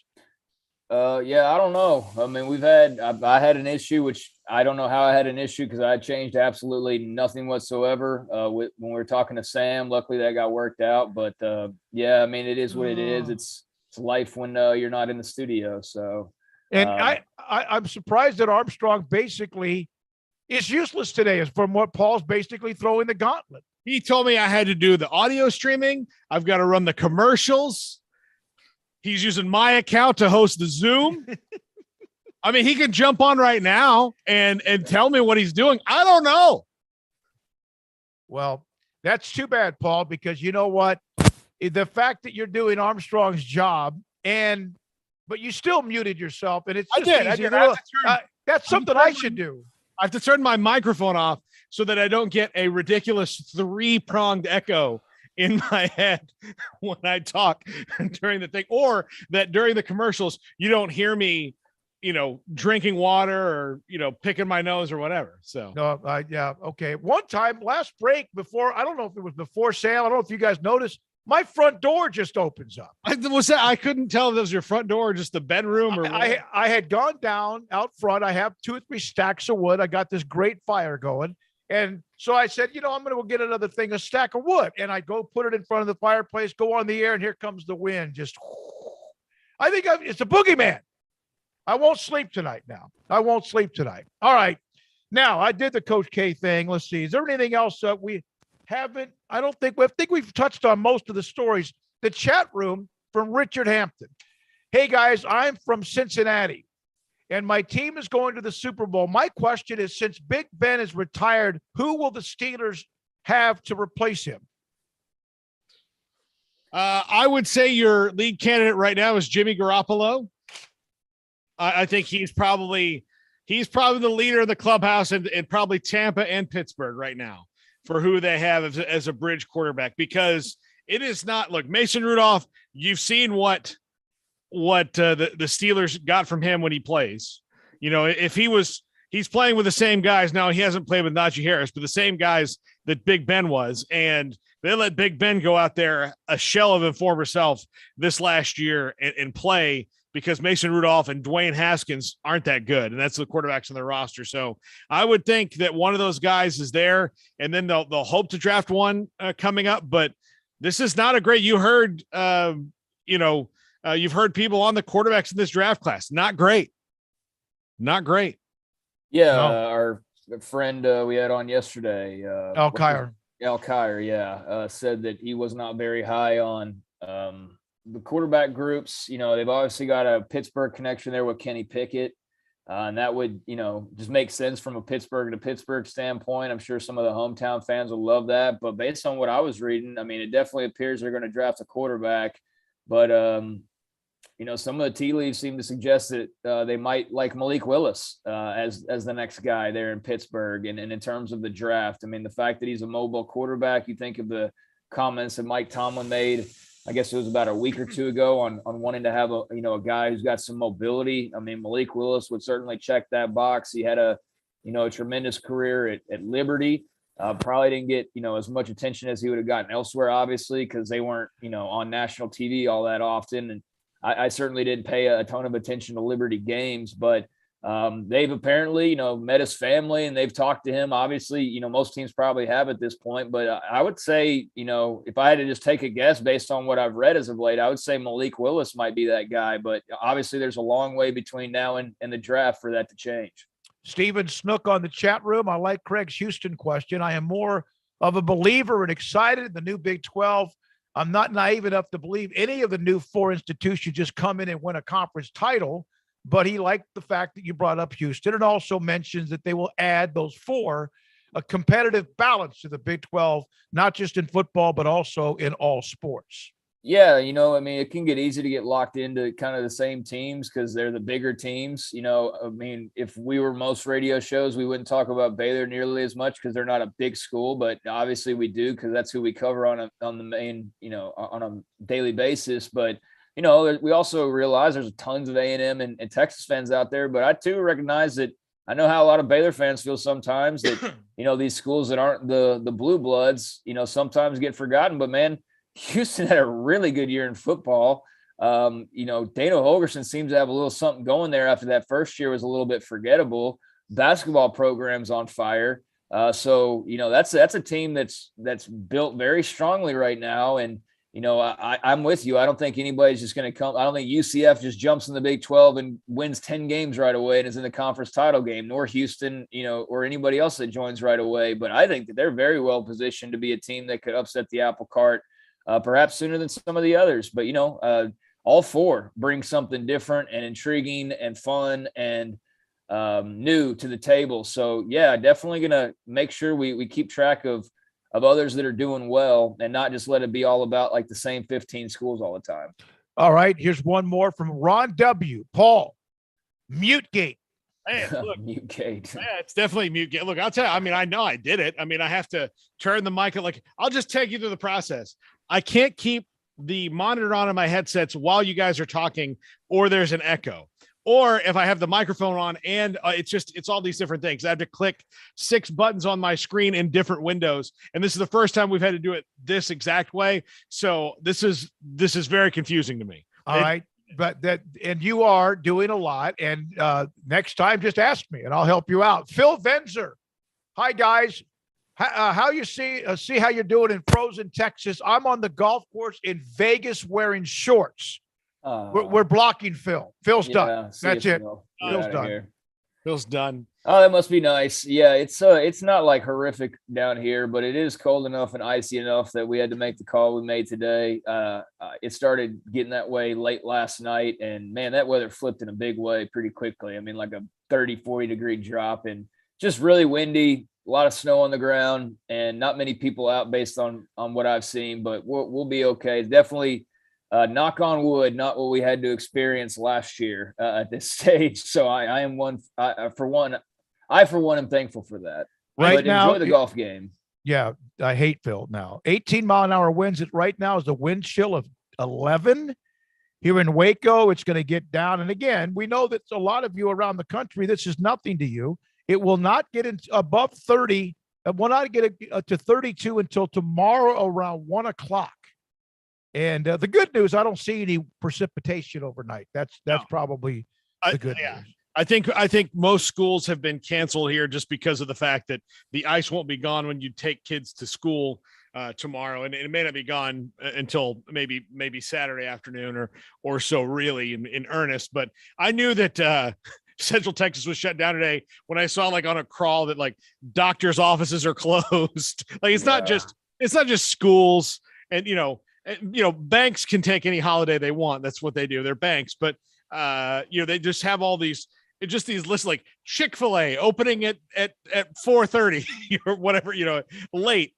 When Chick-fil-A opens late, like we're all in trouble. I can see from my balcony a good little stretch of 35 and New Road, kind of that area, and it's easy, especially at night, to see the headlights and see how busy traffic is. It's not nighttime just yet, but there's nobody out right now. Like there is nobody out. I see like a car every 5 minutes on 35. So yeah, pretty much everybody shut it down. From Michael, pre-boomer self-mute syndrome. There you go, Michael. I agree with you on Paul. He does everything else well, but he went into the ditch with a couple of guys who were on media sessions today. Steven Snook, it only reached 81 in Winter Haven, Florida. Lovely Winter Haven. I've been in Winter Haven many times. Is that where the Indians used to train, or the Tigers, or what? I think the Indians and Tigers have both been in Winter Haven. Yeah, Lakeland or whatever. All right, Paul, we're going to come back. And top five at 5:55 to wrap up this Thursday. Sikkim 365 Radio and 365 Sports. Street in Waco is a hidden gem. They've got a great selection of wine and the most extensive selection of craft beer in Waco in their gorgeous walk-in fridge. And they have an amazing array of high-end bourbons like Pinhook, Weller, Buffalo Trace, Brush Creek, Hotel, Garrison Brothers, Thomas S. Moore, Hooten Young, and Bardstown. Great customer service and a convenient and speedy drive-through window. Riverbend Liquor and Wine. Find out more on Facebook and Instagram.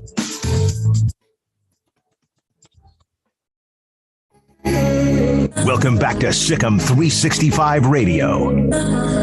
Street in Waco is a street in Waco. Three Nations Brewing Company has 16 different beers on draft with a new beer every Friday. It also offers 2 air-conditioned tap rooms, a large indoor beer hall, a second-floor mezzanine offering a great overview of the brewing company and equipment and patio where you can relax under the shade. Plus, you can now experience the new Three Nations Beer Garden Grill on our shaded patio with socially distanced seating for your enjoyment. Grab a cold beer and enjoy a bite from our freshly prepared and delicious menu. Street tacos, quesadillas, freshly cooked burgers and dogs, and veggie burgers too. State Fair tornado fries, nachos, and so much more, all prepared and cooked on site. So come visit the award-winning Three Nations Brewing Company on East Vandergrift off I-35 in Carrollton.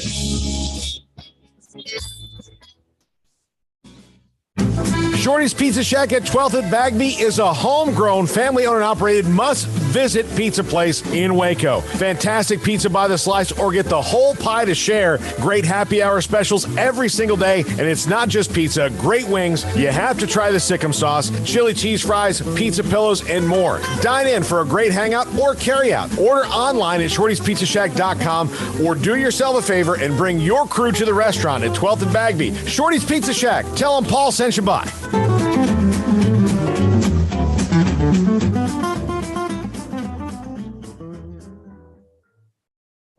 Stepping into the boots of a U.S. Army officer can add confidence and leadership skills to your son or daughter's career path. See all the things they can achieve in our boots at GoArmy.com. U.S. Army Waco Recruiting Company, 254-598-8131 or 254-776-1543. It was broad daylight. I stepped into a gas station for 5 minutes to grab a snack, and just like that, my car was broken into. They made out like a bandit. My laptop, my phone, everything. I called my agent to see what could be done, and he restored my faith in humanity. My claim was processed so quickly, and I was able to recover my losses. Stop by and see our agents at one of our 3 McLennan County locations. Coverage and discounts are subject to qualifications and policy terms and may vary by situation. Payments for qualified buyers only at 2.9% with $5,000 down cash or trade. TTL Extra. See dealer for details. It's New Year, New Ride time at Richard Carr. New Year pre-owned deals like a 2017 Dodge Challenger for $272 a month, a 2019 Ford F-150 for $422 a month, or a 2014 Cadillac CTS sedan for $227 a month. Our vehicles go through a 172-point inspection and we pay top dollar for your trade. 100% approval is always our goal. Find your next car or truck at Richard Carr. At Richard Carr, we give you more. Riverbend Liquor and Wine, Lakeshore Drive at North 19th Street in Waco is a hidden gem. They've got a great selection of spirits, wine, and the most extensive selection of craft beer in Waco in their gorgeous walk-in fridge. And they have an amazing array of high-end bourbons like Pinhook, Weller, Buffalo Trace, Brush Creek, Hotel, Garrison Brothers, Thomas S. Moore, Hooten Young, and Bardstown. Great customer service and a convenient and speedy drive-through window. Riverbend Liquor and Wine. Find out more on Facebook and Instagram.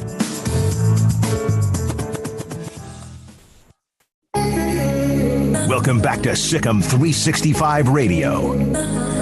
This is Paul Catalina's Top 5 at 5:55, presented by Champion Salon and Barber. To book your appointment, go to championsalonandbarber.com. Welcome back into Sikkim 365 Radio, 365 Sports here on YouTube. Paul Catalina's Top 5 at 5:55. Today, sans graphics, as we couldn't do that either.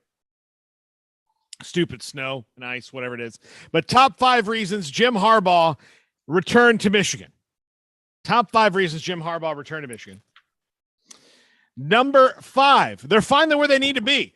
This is he was swimming upstream for a long, long time, and they're finally in the college football playoff. To leave now would seem to be, if you were just trying to get them there and then lose, would be kind of pointless to me overall. Like, why would you do that? Like, why would you just leave after finally doing it? There we go. Oh, here we go. Here we go. Thank you, Smokey. Yeah, I thought about that. Unless he thought, and you wouldn't believe, unless they peaked. Did they peak? Yeah. Is this it for them? And that's as far as he thinks they can go. I would think this is when you'd want to stay there. Yeah, but would you believe? I wouldn't believe I'd peaked if I'm Jim Harbaugh. That guy's extremely confident. Yeah, I know. Yeah, I think the biggest. Can you guys hear me? Yeah, now we can. Okay. I think the biggest thing is they beat Ohio State finally. I mean, even like getting to the playoffs, great, but you talk about like finally you got to a place where you've been trying to get. I mean, beating Ohio State is something they have not been able to do, and you finally do it, and you do it in convincing fashion. You win 12 games. You haven't done that in, gosh, like almost 3 decades. Almost 3 decades since you last won 12 games, your first playoff appearance. So, I mean, yeah, like everything's going their way right now. Finished top 3 in the country at the end of the year.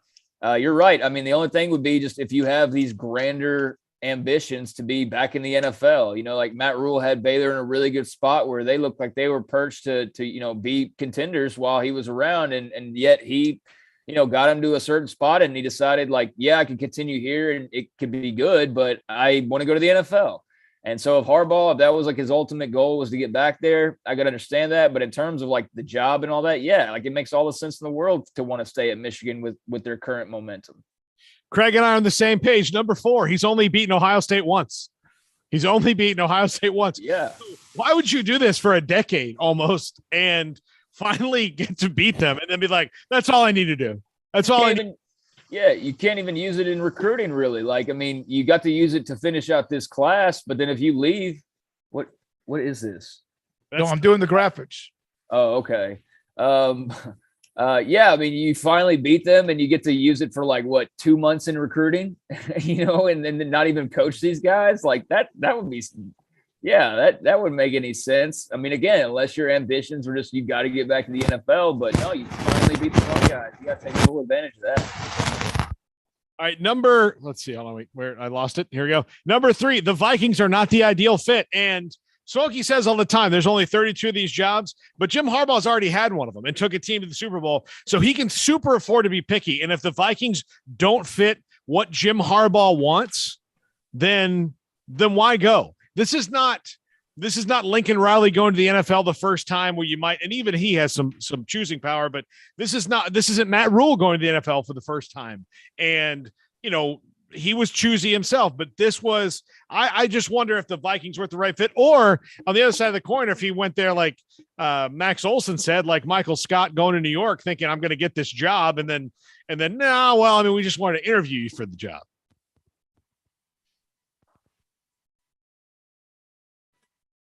Yeah. We can't hear you again, Craig. I don't know what's going on. Yeah. I think there's a little bit of something going on with the mic. Yeah. The plugged in. Yeah. If you start talking, if you can, Craig, if you can, we'll hear you if we hear you. But can you hear me? Yep. Literally doing nothing, changing nothing, like not doing anything. So I know it's part of technology.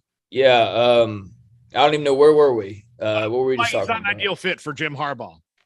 Yeah, I mean, Max Olson's report just echoes the other thing that I was reading where, he basically went up there like the job was already his and treated it as though the job was already his. And if that's the case, you can see where that would turn off the Vikings a little bit. I think it was as much their choice as it was Jim Harbaugh's, although he'll probably try to paint it as though it was his decision, but it sounds like it was as much the Vikings as him. And their decision came because, in part, at least, he acted like somebody who already had the gig and didn't, I guess, really feel the need to try and impress that much in the interview or appear to be a guy who was trying to get the job. So, yeah, maybe that was a mistake on his part, but good fallback, just going back to Michigan and continuing what you're doing there. But, yeah, there's probably better fits for him, and I don't rule out him, despite what he's told Michigan since the Vikings thing ended, you don't have to worry about this every offseason. It's not going to be like an every year thing. Okay, we'll see. Because obviously he has interest. And if that right team does come along, you do wonder.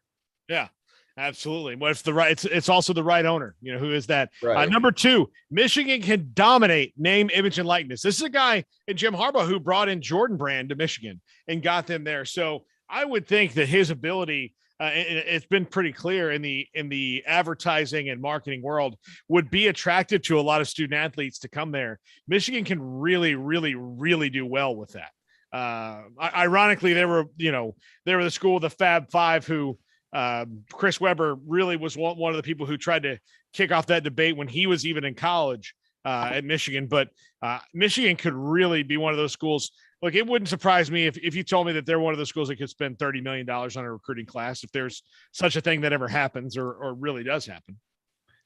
Yeah, I mean, they're very well off. And I don't know if they're one of those schools that has a collective, is the term that everybody's using now, to, term these basically these NIL, machines for each school. But yeah, I mean, they're loaded beyond bear and they can definitely take advantage of that. That's one of the most recognizable programs in the country, a lot of history. I mean, everybody knows about Michigan football. So yeah, that's certainly one of the teams that would benefit most from that. And with his star power, and his name and all that comes with that, I mean, that's just got a double whammy of good, I think, in lowering prospects if you're the Wolverines. Okay, I have a list here. This is from University Magazine. Penn State has the largest, according to this article, living alumni. Indiana is 2, Michigan 3, Michigan State 4, and we'll go to Cal, UCLA at 5, and then let's go Ohio State. I'm interested now. Cal Berkeley, Rutgers, UT Austin, and Purdue. Yeah, there you go. So yeah, Michigan spent big a lot of times with football. So wouldn't be surprising. And number 1, he still hasn't won it all. I mean, and as competitive as Jim Harbaugh is, I would think that he would want to win it all. I mean, he would, or at least get into that championship game. Yeah, he got to the playoff, but going back, if you beat Ohio State this year, you've done all these things. Now you actually can recruit to say, like, look, we beat Ohio State, but we need you to get us over the top, all that. He still hasn't won it all. Plus, I do think that he may be one of the few guys who can build back the Michigan brand to what it was in the Lloyd Carr and Bo Schembechler years, which was a brand. Now Michigan is very much, and also they're in the support group, Smokey, with Nebraska and Florida State, Miami, and everybody else right now. As once great teams that they can maybe go to less meetings as they were in the CFP, but they were in the support group for a long time. They're the ones now that get hired to come talk to Florida State, Miami, Nebraska, and some others that are still kind of needing therapy about their football programs. They can show you that there's hope, that you can beat it. So, yeah. Yeah, I would think as a competitor, he's definitely got eyes on a national title. I mean, that'd be a huge deal. Michigan hadn't won one since 97, and that was, technically a split, but still counts as, obviously a full-blown national title. But, yeah, it's been a while, and you see Ohio State's done it frequently recently, and at Michigan, there's no reason to feel like you can't do it as well, especially when you were just knocking on the door. You were in the Final Four. You beat Ohio State. You've all ran down that now. And so really the only thing left to do is just win that semifinal game and get to that next one and win that one too. So that they're close enough that they can reach out and almost feel like they can touch that, that lipstick looking college football playoff trophy. But yeah, as a competitor, just like I'm sure his desire to win a Super Bowl was huge when he was in the NFL. He wants to raise that trophy, and they're close enough now that with him coming back, I mean, there's reason to believe that they could potentially do it here in the next few years. How powerful he is now, and I say that, I know he still has work to do and all the things you mentioned. He's been successful in college, Stanford, and then in the NFL. Then if he could do what he could do in Michigan, then he can name his price and go anywhere he possibly can and pick and choose, as you mentioned. All right. Thanks to Paul Catalina for running the mothership in 7 different directions inside of his home, where we started this show back in April of 2020. Craig Smoak as well. We're remote today because of the weather. It does seem like it's going to stay pretty cold and nasty overnight, although no precipitation expected. And we'll see where we are tomorrow. And I guess no matter what Paul said, we should thank Armstrong as well for being a part of the show today. So that's maybe. That's debatable. Thanks for those of you on the chat. Oh, no. What's that? I'm sure he's doing something. I just have no idea. All right. Thanks to our chat room family and those of you listening elsewhere, online, app, and more. David Smoak for Craig Smoak and Paul Catalina and Armstrong. Sikkim 365 Radio, 365 Sports. Be safe and good night.